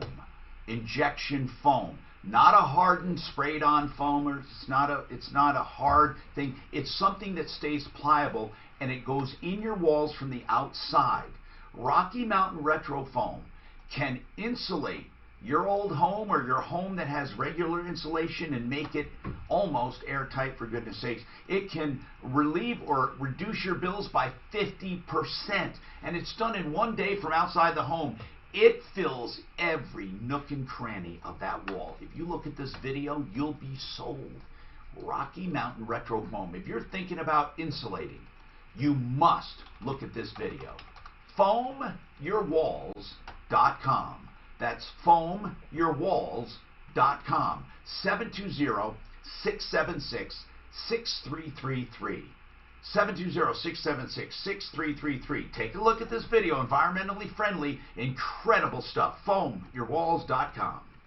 Are you ready to heat things up this Christmas? Then go with a win-win this year. Give her something that'll make her feel Troubleshooter Facebook Short? What? What about it? has the GoFundMe that they're trying to raise for the baby. Let's face it, it's hard to be hot when she's Uh, cold. The hoodie is the ultimate solution. My God. Combines the warmth of a hoodie with the This coziness story of her is pajamas. incredible. Toe warmth means she'll be cozy in no time. And it gets even better because every pajamagram comes in free gift packaging. This is the news story. Did you read it? They're also backed by a 100% lifetime guarantee. And delivery by Christmas is His name was Johnny Edwards, and his mom was a doctor. Wow. Yeah, you gotta wonder what happened to him. Like, something happened. I mean, you can't argue that. Yeah, why did he snap? Right? Why? And he did the calling. Okay, guys. Plumline Services, a name you can trust, a name that's been around almost 20 years. I've been involved with them from the very beginning for plumbing, heating, cooling, electric, and drains. And remember their famous drain special, 93 or free. If they can't clear your drains for 93 bucks, the call is free, but you get a full diagnostic as to what's wrong. And if you have them do the work, there's never any middlemen. They have their own drain division. All of it. No subcontracting there. That's Plumline Services, a name we all can trust. Inside Frozen 2 from Ashley. Tom, where you're gone, Twisted had a special. Was it $28? It cleared 19. 29. Oh. The first shock that was been animated again. I thought it was 19, Fred. I fucked up. It was 19. The Fox 5 was one, I 19. found One that. of my 3 days. It was 19, yeah. The other days it was 29. And they got a free set of tires. Right. My God in heaven. And Mark was paying for the tires, right? How disgustingly sad. This was a beautiful home I always stay in top in of things Atlanta. for holidays, like ordering a costume for our kids' roll. Oh, where the murder took place? Wrapping paper. I didn't know that was a roll. He's on it. I'm more to improv. And those doctors are so fucking rich, they just rip people off. I know. You seen that too? Jesus Christ, what a sad story. It is. It's just. And he beat her with a bat. Oh. They should ban bats in Georgia. They should, right. They should ban Georgia. Give them a gun and take away the bat. Yeah, that's right. And he called 911. You gotta want to kill someone. Really kill bad. them with bats. Yep. He called 911 to report it. Yeah, I know. It's crazy, man. He's like, hey, I just did this. And he said it was an accident. Yeah, right. It's like that song. You gotta wonder what snapped at him. He was wearing a MAGA hat. How old was he, does he say? Well, it's got to be probably in his Yeah, 30s if actually. he has It a does. 12-year-old kid. He was Probably in old his enough to know 30s. better. Oh my God. It's like that song from Chicago, you know, where they talk about killing their husbands. Mother. Standout Georgia football player charged with murder. It's really crazy, man.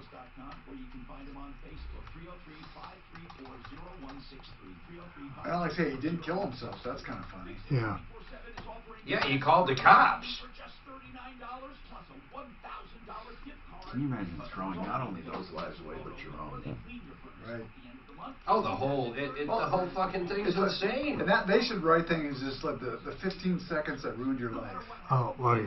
You know, like Yeah, but it sounds so methodical the way he did it. Oh, I don't know if it was The way he methodical. called the cops though afterwards. Afterwards, right? I'm sure he felt, some type of remorse. He's 34, Mark. Was that Princess his girl, or was that someone? It's his. I think it's his. I mean, I actually don't know, but it's crazy. She never mentioned the father, saying the father will take her, you know.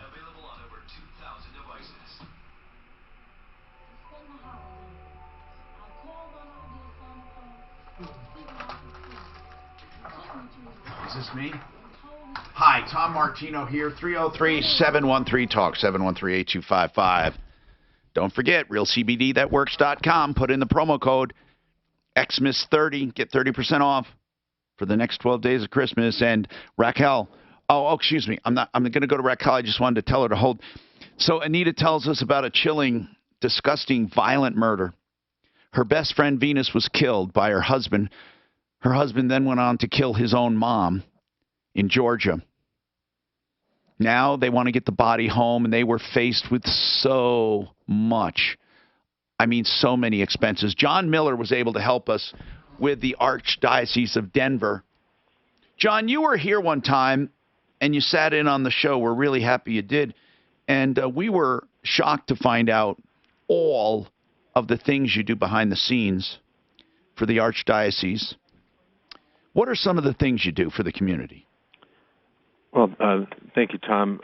Our mortuary and cemetery, which we have 4 locations throughout the Denver metro area, but we do over 90% of the homeless and indigent burial of the Denver metro area for free.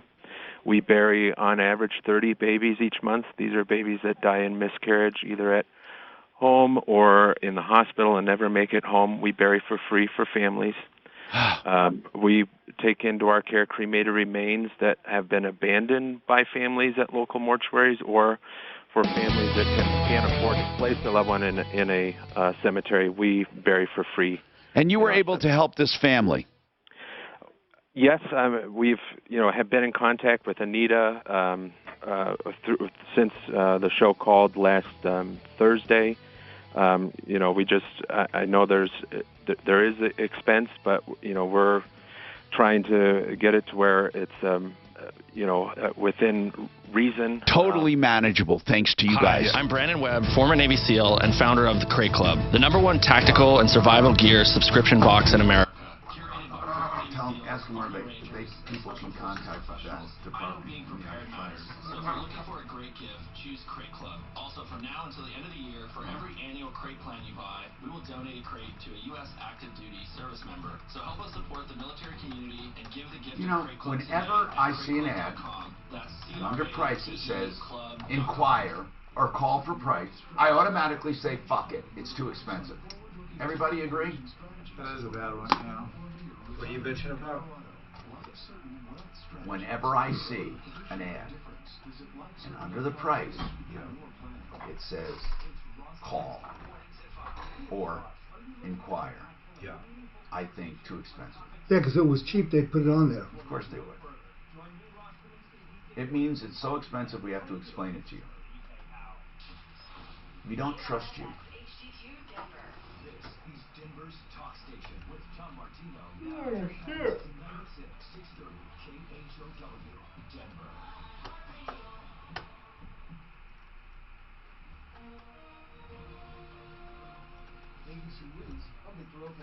Got some good days coming up. What? Today, tomorrow in the 40s, rest. Today is supposed to be really cold, no? 31 but sunny. A little chilly. I mean, Can't play golf till it's 55 degrees. Well, you got a bad I know. wheel anyway. I can't play. As a CIA officer and as someone who has sworn an oath to protect and defend the Constitution, Then you start playing racquetball, we'll have to take you out in racquetball. Yeah, as soon as my leg gets better. I used to be an A player when I was when I was playing. Yeah, being left-handed really helps. It does help, but you do get. I mean, you should kind of. You just got to think about it when you're playing this guy. And I'm so used to playing right-handers that it's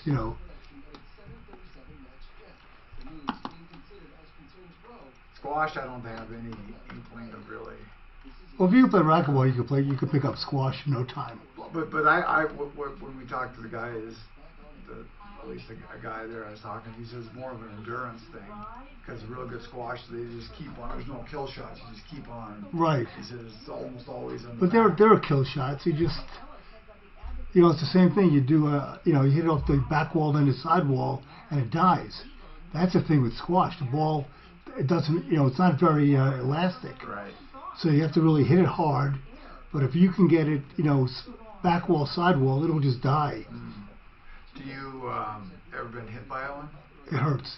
I'll bet. Because it's a little smaller than a racquetball. It's really hard. Is it about as like a golf ball, kind of? No, it's about the size of, what can I say? A little bigger than a golf ball. Yeah, it's sort of halfway between a golf ball and a racquetball. Gotcha. Do you ever, because you're hitting it really hard, I mean, what is those strings made of and stuff? Do you ever break the strings on Well, I didn't play a lot of squash. I mean, I did a little bit because my friend who was my neighbor wanted to play squash. So I played with him and I played with another guy with racquetball. But no, it doesn't break anymore because it's a long, thin racket. So you get a lot of torque when you hit it. And the ball's hard, so I would think Yeah. you would punch it through. But it's a small head, so there's really, the strings are pretty tight. Gotcha. You know what I really don't see would be is handball. To No. me, wouldn't be very Wow. fun at all. And that just rips up your palms. Right. Even with gloves and stuff. Yeah, you say it really, that's a tough game. Yeah. But you can use both hands. Yeah, we used to play, when we played handball as kids in New York, you know what a Spalding is, right? What is it? We used to call them Spaldings. They're these pink rubber balls. They kind of look like a about the size of a racquetball, but they're made out of this pink stuff, and they're made by Spalding Company. So in New York, we called them Spaldings because we couldn't say Spalding. But we played handball with that, and it wasn't too bad. You probably just did it on a single wall. Oh yeah, it was just or buildings. Yeah, exactly. You guys were poor. We were poor. poor. We were poor.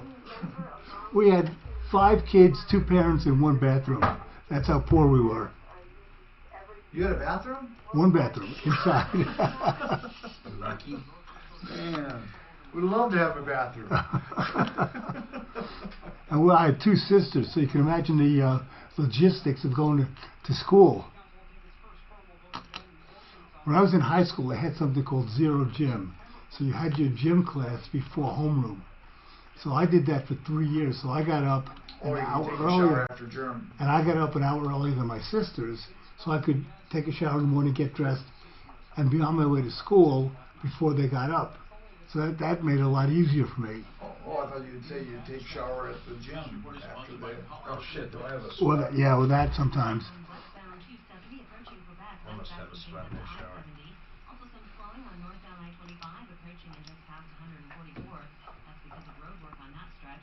And south of the metro area, a jackknife semi on northbound I-25 at the Palmer. I thought we had a gym teacher. His name was Mr. Bader, B-A-D-E-R. And he said, what? You call him master? And he said the first day, any jokes, you're running laps. That's, you know what movie that's from is The Toy. Is it? Yeah, Jackie Gleason was the father, and then the little kid was Master Bates. Oh. And then Jackie Gleason buys the black guy for a toy. So it's called The Toy. It's a great fucking movie. Great movie. Richard Pryor does a great job of it. Your child's life forever. Collegeinvest.org. BecomeTheBanker.info is the website to see a video that I made about this investment. So many people have questions. I believe this video answers every single question. It's about cash value growing. Hey, do you have, what kind of sheets do you have, man? Do you got bamboo? I don't think so. I think I just have cotton. Do you? You know, the good old Egyptian cotton. I don't like cotton anymore. This bamboo's 1,000 times softer. Is it really? Mm-hmm.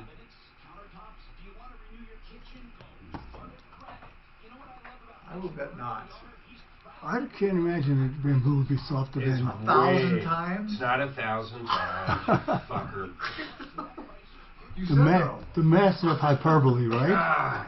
Maybe You that's always just nitpick. No matter what I say, you have to say the opposite. Dan, maybe that's his new nickname. Dan's known for, so you're saying. No, or you mean to tell me. That's not me. The master of hyperbole, that's his new nickname. Bamboo versus You're the cotton. master blaster. Where's that from? He has shown grossly to grossly The only reason people don't like bamboo is because of the way it's made. overestimate. How's it made? Why? I guess there's a lot of toxins or something. Just Well, in the process. They would have to be to soften up the bamboo fibers, right? They got people. So you can't invite any pandas over to your house. That's right. Because they'll just eat the They'll fucking be bamboo. Be eating the sheets. That's right. Or they're taking the food. That's why they don't want it, because they're taking the bamboo Right. food right out of the panda's mouth. Well, they only eat certain kind of bamboo. There's only 1 or 2 species of bamboo they eat. Oh, really? Yeah, so the other ones you can.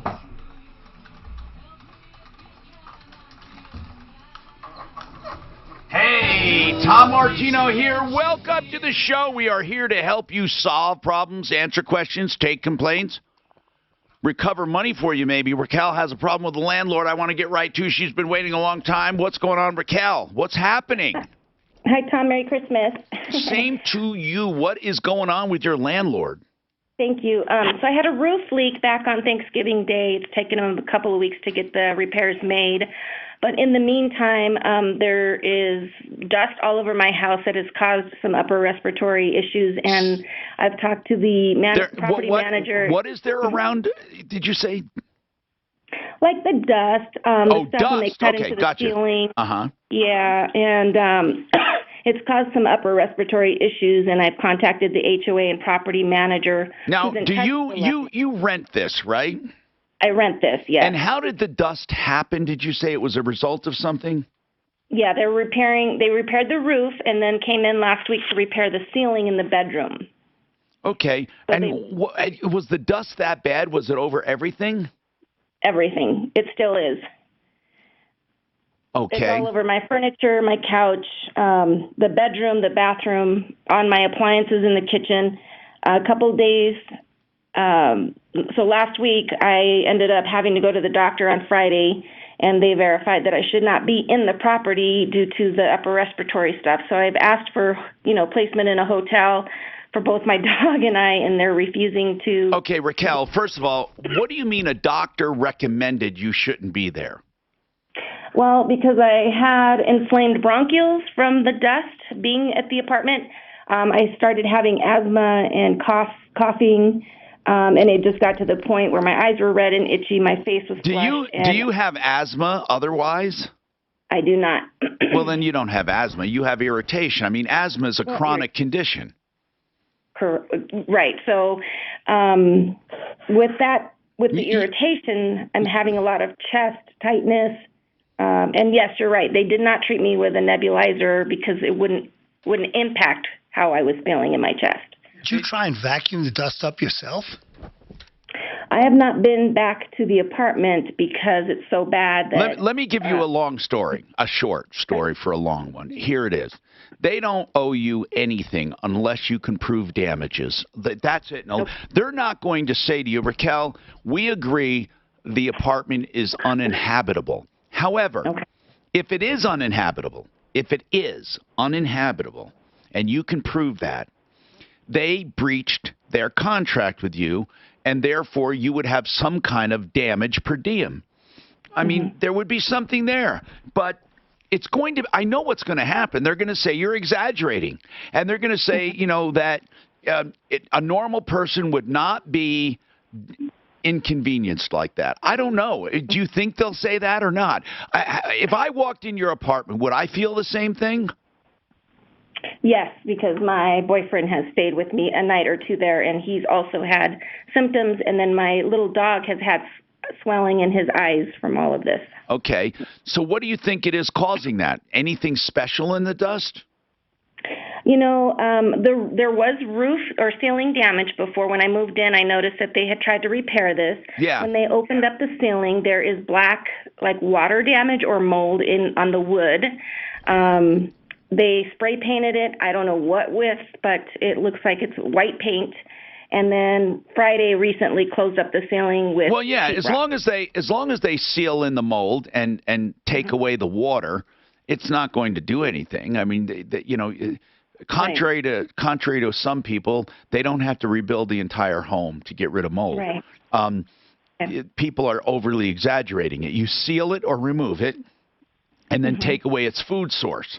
That's the number one thing. So what basically what stage are they in now? Did they basically say they're done with repairs?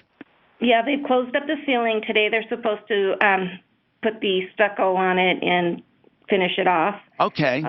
So has the dust subsided? I would say probably so. I've had to open windows and doors, and now it just needs to be all cleaned up. So now what? I guess I don't know if it's subsided now and just needs to be cleaned. What are you calling about now? The danger's over, right? For the most part, I'm still reacting to the stuff that's left behind on my furniture on my new couch. Do I have a right to ask them to come in and clean that? Well, here's what I would do. I mean, you have a right to ask for anything you want, whether or not they have to give it to you. We're talking about a rental contract, okay? That's what it boils down to. Did they breach your rental contract? And as a result, do you have damages? Here's the problem with this. They're not really negligent. They really didn't do anything wrong. They are cleaning up a problem. You should have renter's insurance to cover this. In other words, what did the landlord do wrong is what I'm asking. Not if it's having a negative effect. Let's say, for argument's sake, you have dust that is causing a negative effect on you. Okay. What did the apartment do to contribute to that? They repaired something that needed to be repaired. What could they have done differently to not cause that damage? Okay. I mean, what? I'm asking you. Oh, well, no, I'm not a contractor for drywall and roof repairs, but I think they could have contained it a little bit better. Okay, well, that's a good answer. Then you think because they did not contain it or require their contractor to contain it, you were not able to stay there a few days and you have racked up some expenses. And now you have to clean your couch and you have to clean things. Did they cover your couch? No. Well, see, they did not. Okay, so then the only thing they did was place plastic all over the bedroom, and that's it. It's all over the carpet, all of the appliances. I would say then they did not cause the initial problem, but the way they took care of it caused you damages. Now, what you have to do is accurately calculate the damages and somehow try to collect from them. Of course, you have a right to ask them for that. If you were displaced for 4 days because of repairs, then you say, look, I want 4 days of rent credited. Or maybe not full days, maybe whatever you had to spend to get out of there. I don't know. But, yeah, they would owe you if truly they did not contain it properly and it cost you damages. You have damages.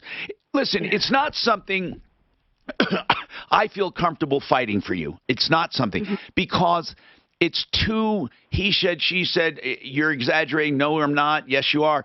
You need to get an independent party. You need to establish that what they did was negligent. They did not contain it properly. And therefore, you have damages. That's it. I mean, I think small claims court is the right venue for you to establish damages. How much did it cost you to stay away? Well, I stayed with family, and so... Okay, so how much per diem would your rent be for those 3 days? Well, I pay $1,200 a month. So. Okay, so let's just, roughly figure out a per diem and then add to it some other stuff that you have to have cleaned and what it cost you, and then move on.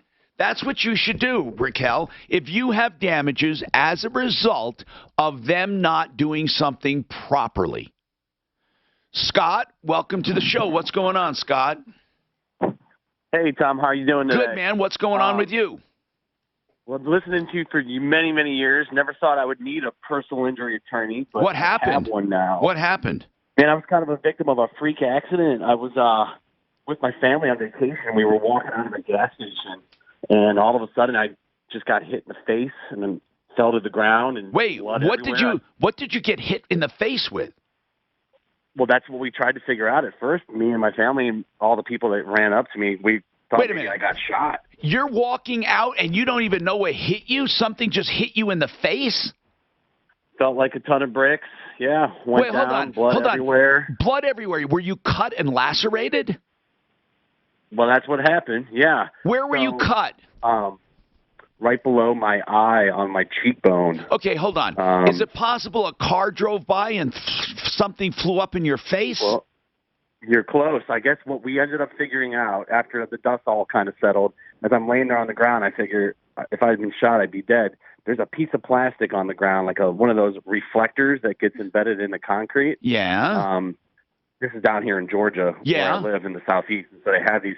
Anyway, turns out a guy was mowing the grass. A commercial lawn mowing company was mowing the grass at this shopping plaza, and he must have ran over this thing. It shot across the parking lot about 60 feet and caught me in the face. Holy crap. Did you catch the name of the company?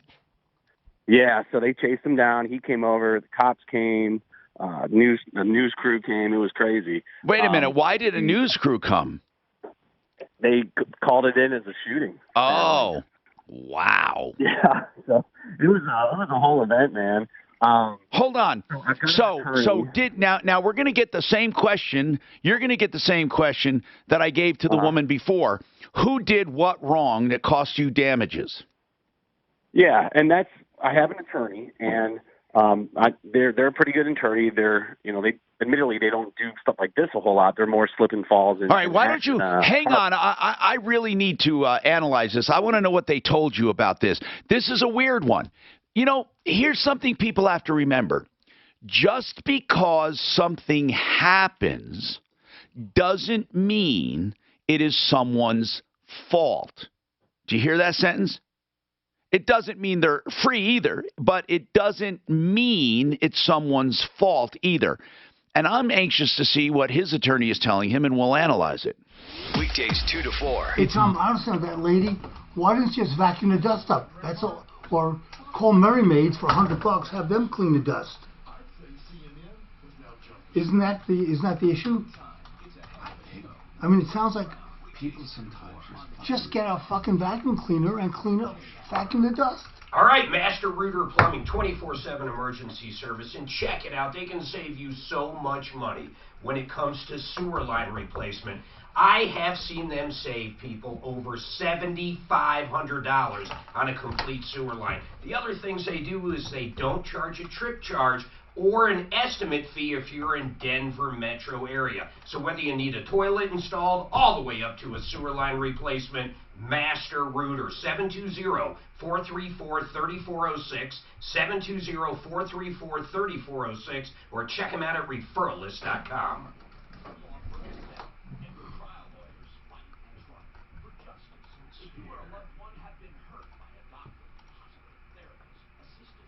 Bamboo. He's still on his bamboo kick. Are more conventionally wood-like. They need to be mechanically or chemically made into fabric. Right. The mechanical method is more natural as it crushes the plant. The chemicals are not good for the environment. What's left over. That's what they bitch about. But actually the best fabric out there is this. Tencel. And you know what that is? No, what is it? Eucalyptus. The softest sheets in the world are eucalyptus. Really? Yep. From the eucalyptus tree? Yep. Holy cow. Yep. I wonder what hemp would be like. Good question. Hemp's pretty rough fiber. Well, depending on how you make it. I mean, well, fucking think of bamboo. Well, that's why I'm surprised that they say bamboo is soft. But like I say, like in rope, because they. So what do they do with bamboo? They crush it up into a pulp and then make it. Is chemical any faster or softer? The chemical process is quicker. However, it has a negative impact on the environment because it utilizes harsh chemicals.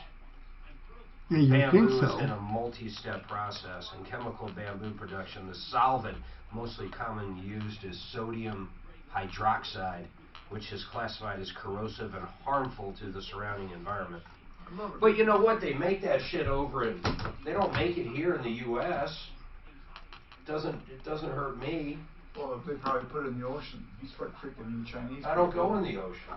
Yes, you do. I don't like the ocean. Well, that's only because and when you go to Hawaii, you lost your keys in the ocean. No wonder. I don't think. Yeah, you were in there. You lost your glasses. That's right. You lost your glasses. You were in the You know ocean. why? Because somebody was making tencel, fucking bamboo sheets. I know it. See, so it is affecting you. I'm going to look up the process, how they get bamboo sheets from bamboo fiber. either chemically or mechanically. Well, what they do Wait, is so did they vote to impeach? Wednesday. Wednesday they're going to vote. Huh? Yeah, they will. So yeah, of course.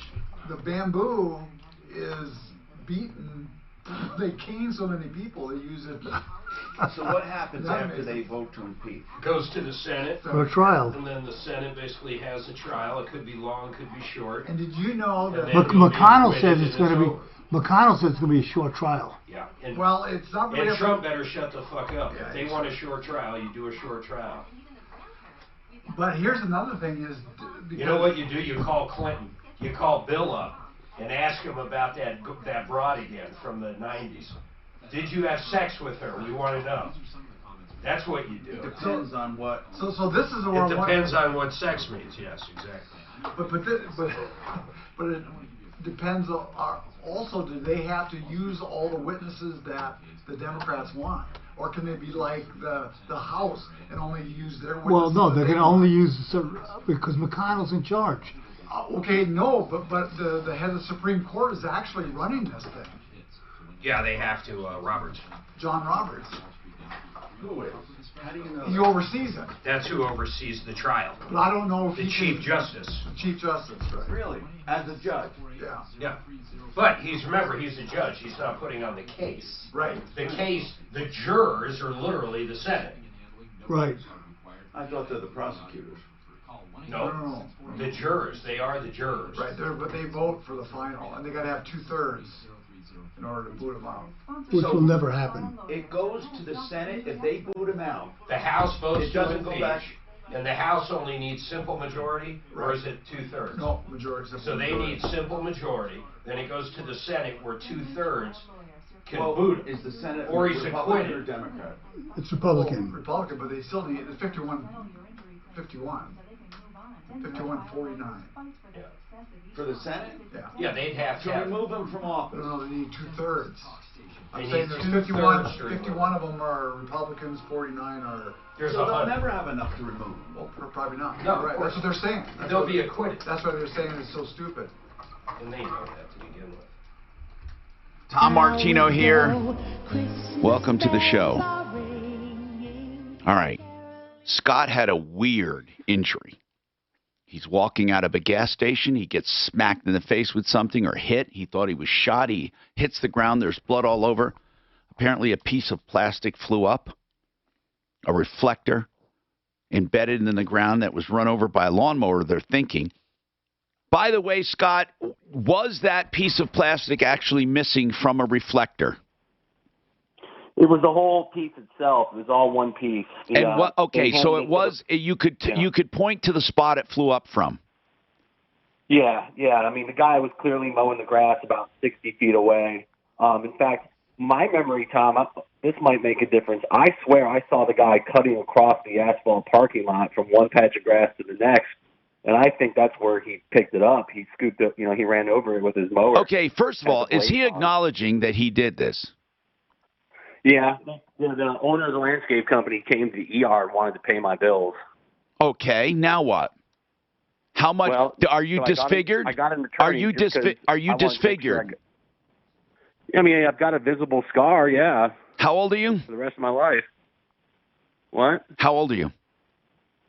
40. And you have a scar where? Right under my left eye on my cheek. How big is the scar? It's about 1.5 inches long. Okay, so what does your attorney say? Well, my attorney, they think obviously I have a case. They want to represent me. They're waiting for the at-fault party's insurance investigation to conclude, but they want to put together a letter for damages here soon. And sure. My whole thing was I just want to get my bills paid, but they want to get together and calculate damages. And of so course how do I you do. That? And I also otherwise you don't go through the trouble. Oh, yeah, or the attorney wouldn't take the case. There's right. nothing for him. So you think there's a case here? No, I didn't say that. Here's what I said. Okay. In order for a personal injury attorney to get your bills paid, they're going to want to get more than that. They're going to want to go for pain and suffering and disfigurement. Yeah. So what was your question to us? What, if I should even bother pursuing this? Based, if did you already tell me you have an attorney? I do. Did you sign with that attorney? Yeah. Well, then you don't have. Well, then what are you asking me? You're already pursuing it. I don't know. It seems like it's been dragging on. This happened in June. At this point, I just want to get my bills paid. I just didn't know if it was worth. Are these bills stacking up, or are they one amount? No, they're stacking up. How much? So far, I owe about $2,000 out of pocket. You can say to your attorney, "I want this settled quickly. If you don't do it, I'm going to fire you, and I'm going directly to them and asking them to pay my bills." Okay. Then your attorney, depending on your settlement, your fee agreement. Do you have your fee agreement with you?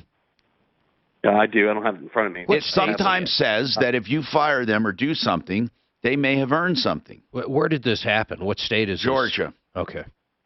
Georgia, yeah. I live in Florida. It's happened in Georgia. Yeah, I don't know anything about Georgia, but like in Colorado, those initial bills could, let's say, be $50,000. That's what the other insurance company would end up paying, even if his attorney gets those bills down to $20,000. That's where the attorney's money would be. But in Georgia, I have no idea. Well, when's the last time you heard from your attorney? Actually, today. That's why I called you. And what did they say? Check up on me and see how things were going. And it got me thinking. Okay. If this is even worth my time. Well, you're not doing anything. When you say worth your time, what are you doing? You make it sound as if you're doing something. What are you doing? I guess at this point, I'm just pursuing my medical treatment. I keep going back to the doctor for checkups, and I've got laser surgery coming up. Oh, okay. Good. Okay. So you would be doing the same thing whether you had an attorney or not, isn't that right? I guess that's correct, yeah. Why wouldn't you want, if you're going to be deformed for the rest of your life, why in the world do you not want a better payout? I don't get it. You're afraid that are you afraid, what's really, I don't get what's really on your mind. You use expressions that, is it worth my while? You're not doing anything. And what I'm going through all this, what are you going through? You're not going through anything more or less than if you didn't hire them. You're going through the same exact thing. Tell me what burden has this attorney placed on you? Yeah, I guess, honestly, now that you mention it, they haven't placed a lot of burden on me. Getting collection notices for the bills? Say again? Are you getting collection notices for your medical bills? Yeah, I am. Okay, what do they say? It just happened back in June, so we're at that point now where the bills are coming due, and I've called and explained to them that if you write to them telling them that you have a lawsuit going on, give them a case number. Did they file a lawsuit yet? Not yet. No. Well, you tell them there's a settlement. As soon as they file a lawsuit, or tell them to notify your attorney to put a lien on the case. Okay. That usually appeases them. So they put a lien on the case. They send your attorney a notice. Scott, I think I would pursue it. I would never let it go for just my bills. Never. Okay. I mean, that was a stupid thing that happened. And, I mean, not that you were, but you could have been blinded. I mean, for sure. Sure. You could have been killed. I mean, who knows what the hell could have happened? Man. Today, I was going to ask you, in your experience, what if the landscape company comes back and says, no, it's not our fault, we didn't do anything wrong? I mean, at that point, what happens? Then we have to sue? First of all, I don't they absolutely will say that. Yeah. I mean, it's up to your attorney has two functions here. One is to quantify damages, and the second one is to scare the hell out of the other party. So the other party is either going to say, let's go to court, which they'll never do, in my opinion, or they're going to try to settle. Now, here's the deal. If you don't have an attorney, you have more of a chance of them saying, it's not our fault. So I go back to my original premise. What are you calling about?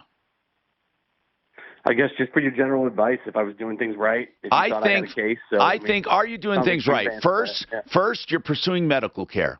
That's right. Second, you have an attorney.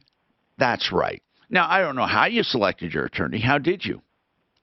Oh, they just advertise. They're a well-known attorney here in the Jacksonville area. They just advertise for years. You know, we don't have a troubleshooter list, unfortunately. I would have probably gone to Atlanta. What did it happen near Atlanta? It happened, in Savannah.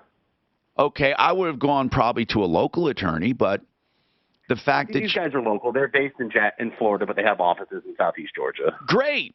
I think you're doing everything right. Here's what I would love for you to do, Scott. Stay in touch with us and let us know, and we will give you advice as we go. So if it turns out we think you're getting a screw job, we'll let you know. This is Denver's Talk Station with Tom Martino now. Dan Kaplis today at 4, 630 KHOW. Hopefully they save that little piece of plastic. Well, if he's 40 years old and married with 2 kids, the scar's not going to be a big deal. Well, if he wants to cheat on him. No, he doesn't look so good. Good point.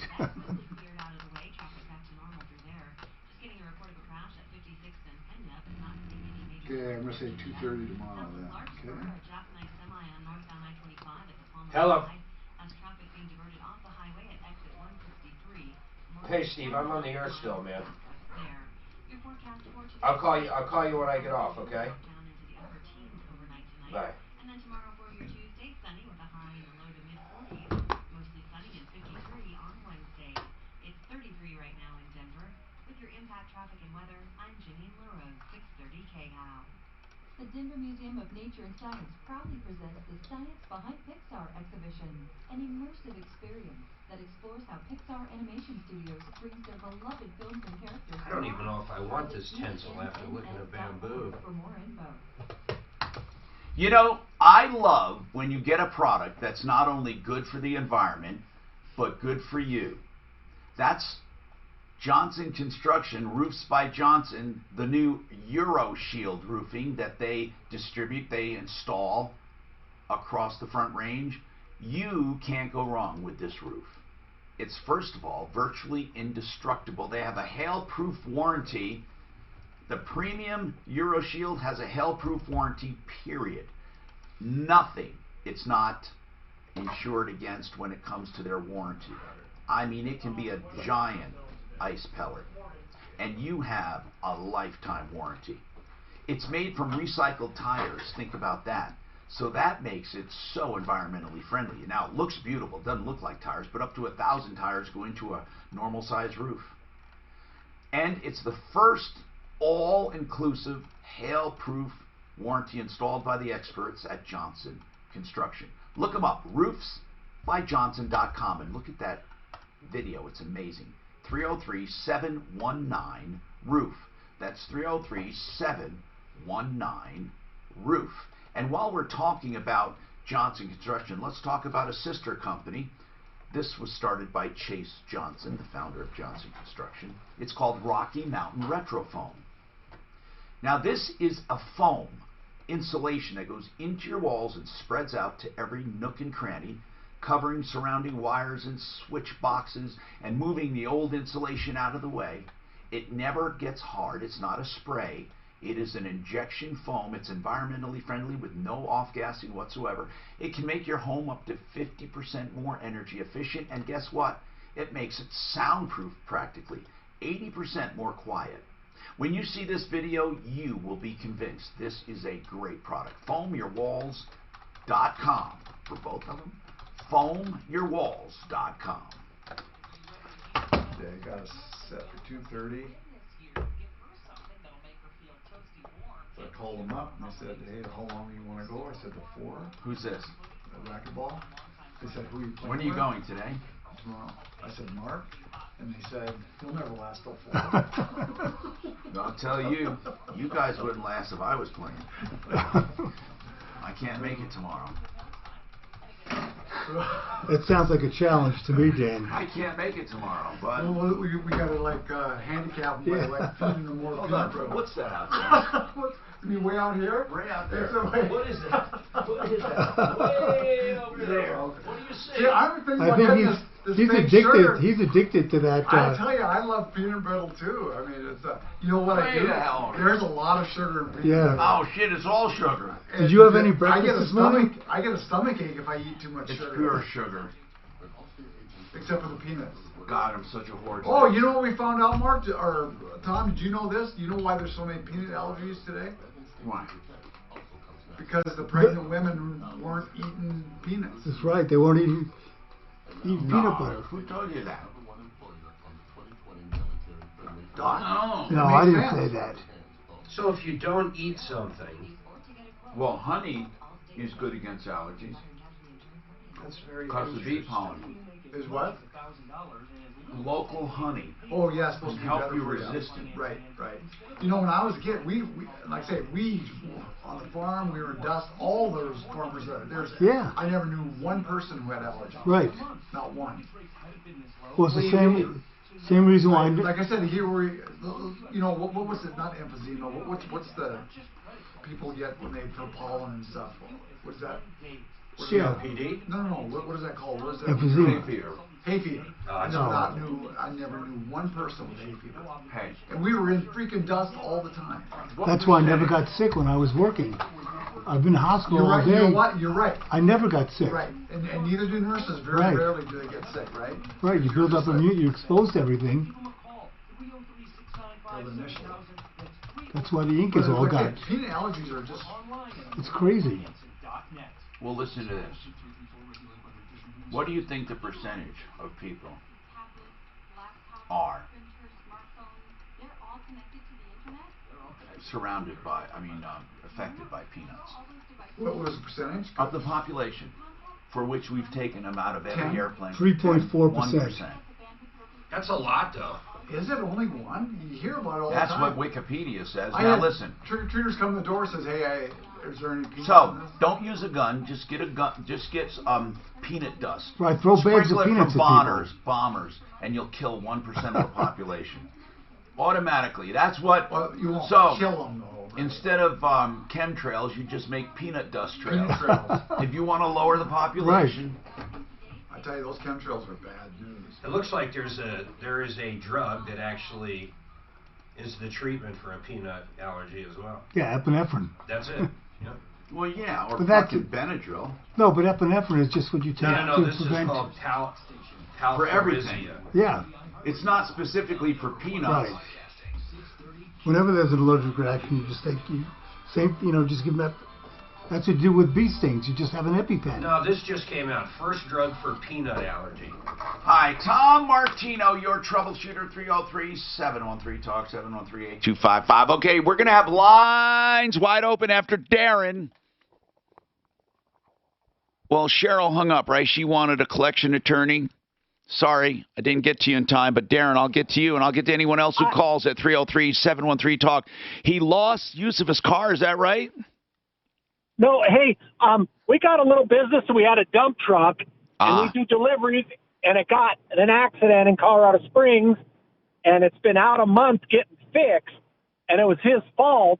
Do I get to charge him like an hourly rate what my truck that I lost? Well, listen, man, when whenever somebody costs you damages, you get whatever your damages are. And it's really hard to assess them, but you shouldn't have to worry too much. What you need to do first, it's got to be a clear-cut case. You say it was his fault. Why do you say that? Well, he lied at first, but then a lady with the dash cam showed the dash cam that he did run the light. So okay, so hold on. Is he admitting it is his fault? He got the ticket, and the insurance company admits liability. They told me they will pay. Okay. Now, it might get a little different if you start going after consequential damages. Right now, they say that they're thinking about damages to your truck. Are you entitled to other losses? Of course you are, but it really depends on a lot of factors, but let's say it's absolutely his fault. Now you have to attempt to mitigate your loss. So, how much does it cost to rent a similar truck? Oh, about $2,200 a week, and that's without, then you got to have insurance on top of that. So, well, no. Your insurance insurance usually extends to what you rent. Okay. Usually. Okay. I mean, so let's just say it's $2,000 a week. That's not unreasonable. I mean, what size was your truck? It was a tandem dump truck. Oh, it's a pretty big one. Yeah, and here's the other. It's a little extenuating circumstance that it pulls a trailer, but there's nobody in the state that I could rent one like that for. You know what I mean? No, but you have to attempt to do something. Right. You can't just say I'm going to miss all this work. So you got and what would be a price for it? Well, like I said, we go by the hour roughly, but $75 an hour. Well, no, I'm asking. I'm not asking your retail price on it. Do you? What a rent it? You charge $75 an hour when you're on the job? Yes. Okay. So theoretically, if you rent a truck, you can still charge that $75 an hour, right? Right. Yeah.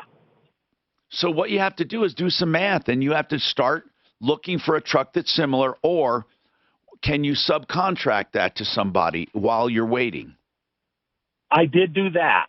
And how much are you losing doing that? Well, I would say, oh man, that's be hard to figure, but well, it's not hard to figure. Well, how much would those jobs cost you? He charged me the $75 an hour, which so you're basically passing it along, right? You're not making any money on it, right? Right, exactly. So for every hour you're subcontracting, you have an hour lost. Okay. Right? And if that's the cheapest way to do it, then how can they argue with it? But his insurance company isn't going to voluntarily give this up. He may not be insured for it. Right. That is where you have to go after the person. Okay. So if you're asking, can you go after losses? Of course you can. I don't know if you'll get them. Well, that's what I was thinking of, like using the $2,200 a week and for the 4 weeks and throw it at them and see what they say. Well, okay, but you just told me you're subcontracting it. Well, I did some of it, yeah, but I can't collect even though, I mean, the truck would be running regardless, you know what I'm saying? How many hours a week do you run your truck? About 25. Okay. Can you substantiate that you normally run 25 hours a week? Yeah, I mean, I got the driver's timesheet, you know what I mean? I mean on every week. Are we talking about every week? Oh, yeah. Okay, then out of that, you have expenses of running your truck, right? So what do you net per hour? $18.75 a week. If you go by how many days a week, actually? No, it doesn't matter. 75, you said you run how many hours? 75 hours? How many hours did you say again? I'm sorry. Roughly 25 to 30 hours a week. Okay, now it's 30. So let's go 30 times 75. Okay, you can prove that through your records that you normally make $22.50 a week, right? Right. But how much do you net out of that? They're not going to give you your gross. Oh, okay. Well, of course they're not. You don't have the gas. You don't have any of that. You're asking for your raw loss. What is your profit out of that $22.50? Anybody can ask for gross. But you're not. Why would you be entitled to that? You're not paying the gas. You're not paying any of that expense. Okay, I see. No, I just was wondering what's the right way to do it. Well, you could do it this way. Hold on. You can let them make that argument. You don't have to. You can say I gross $22.50 a week on that truck, and that's what you owe me. Let them make the argument of expenses, and unless they're morons, they will, because you don't make the full $22.50. First of all, how much does it cost to hire a driver for that truck? Well, it's $25 an hour. Okay, well, you got to subtract right off the bat 25 hours. So you go now what you have to do is 30 times 25. That's for sure one of your expenses. So I see. Okay. Now subtract $750 from that. You're only going to be reimbursed your loss. Okay, okay. Now I understand. But if you're not hiring somebody to drive that truck, you can't charge them $22.50 for it. I mean, you can, but it's going to come back to bite you in the ass. No, they're not stupid. So how much is insurance on that truck per hour, approximately? I mean, what does it cost you to insure that truck for a week? $500 a month, roughly. So, take 500 divided by what? You take 30 times 4 is your monthly. 30, if you want to be consistent, 30 times 4. So now you have 120. So you take your 500 and you take your 500, and I'm trying not to make this boring, but it is divided by 120. Right. And you're going to come up with, per hour, you're going to come up with an amount of about $4 an hour. I mean, you have to do this and present your loss. Okay? That's what you have to do. When you come up with a realistic loss per hour, your loss or your profit per hour that you're losing, you're not losing your expenses because your expenses aren't being paid. You understand the concept, right? Yeah, now I do. Okay. That's how you do it. Do it realistically. What are you saying, Mark? What are you thinking? I'm thinking about Uber and Lyft. I wonder how it works if just the average Joe runs into an Uber driver and the vehicle gets totaled. How many hours of the compensation they'd be allowed? I'm just thinking You know what? out loud. I think that if he has records to show he's always running 30 hours a week, you can use that, I think. Yeah, but for how long is what I'm saying? For 2 weeks? 3 weeks? Well, it depends. If his records show he does it all year, then No. But I'm saying at some point he's got to buy a new dump truck or get it fixed. You can't simply sit there forever. You're right. Or else why work again? No, but that would incentivize. Like, for example, let's say it takes a long time to fix that truck. Whose fault is that? You're right. Exactly. But that's their argument to make. 303-713-TALK. Now, Impact. That's a good point. Yeah, good point. These are all defenses, you know. Okay, what? Oh, I've had. What's that? You got a spot now? In a minute. I've had Brown come in a few times for a crossover. You good with that? Look at his. He doesn't know I'm fucking with him. He wants to do a commercial. Seriously, I have. I've had him in a couple times. Yeah. Fuck this. Okay. But it was just for a minute or two. Not even 30 seconds. Yeah. He has come into you and done crossover. Fucking show me. No, it He might walk in. That's why I'm All telling right. you. Let's see if he does. I bet he does. He probably wants a hug. You'll have to cross over my fucking dead body.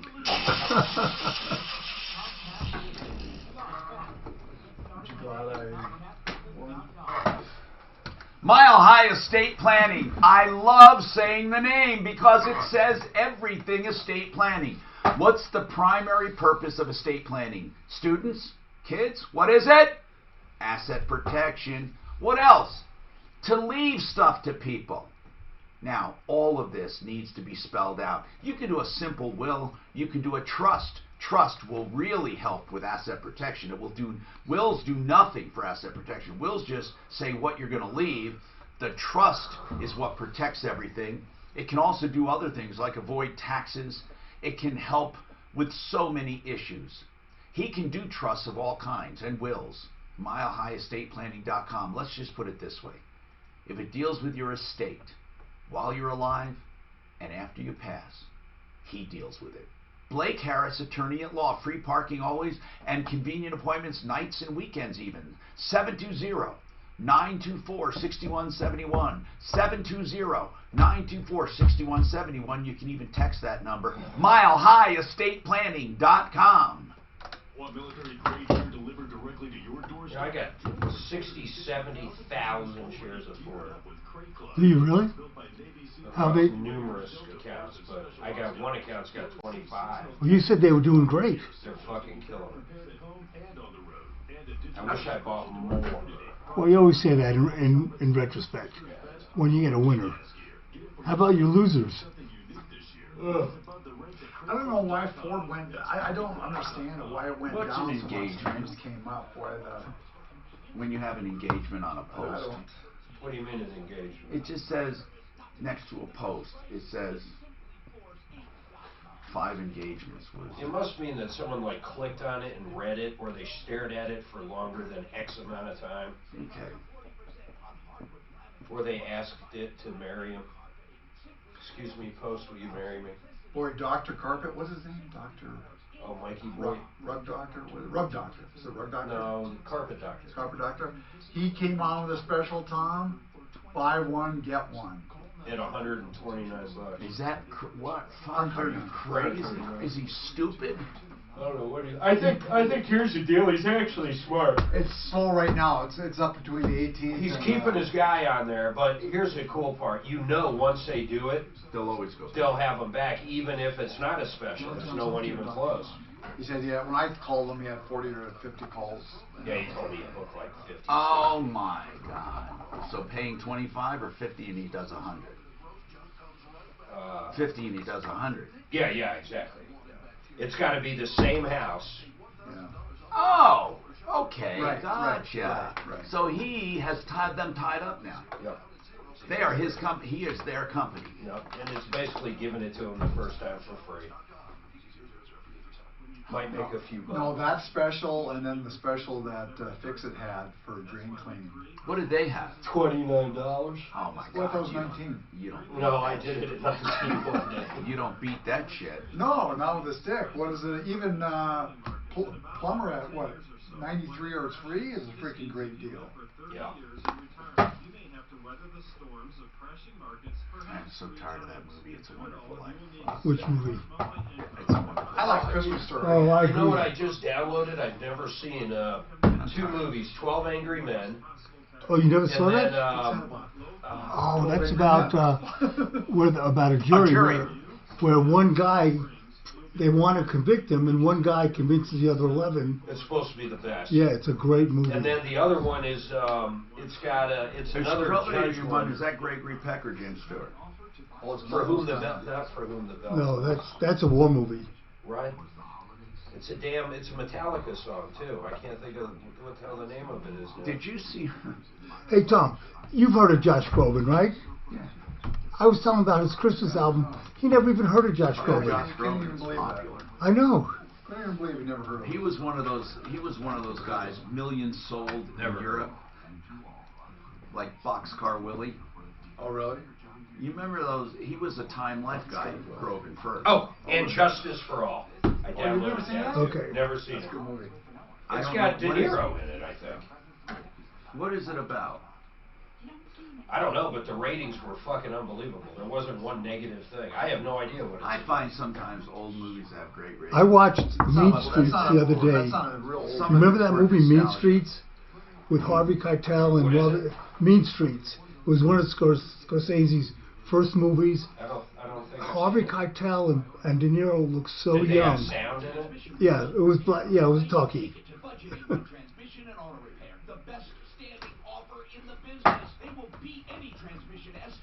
I'll bet you there's not one silent movie star alive. Look to see if there's still any alive.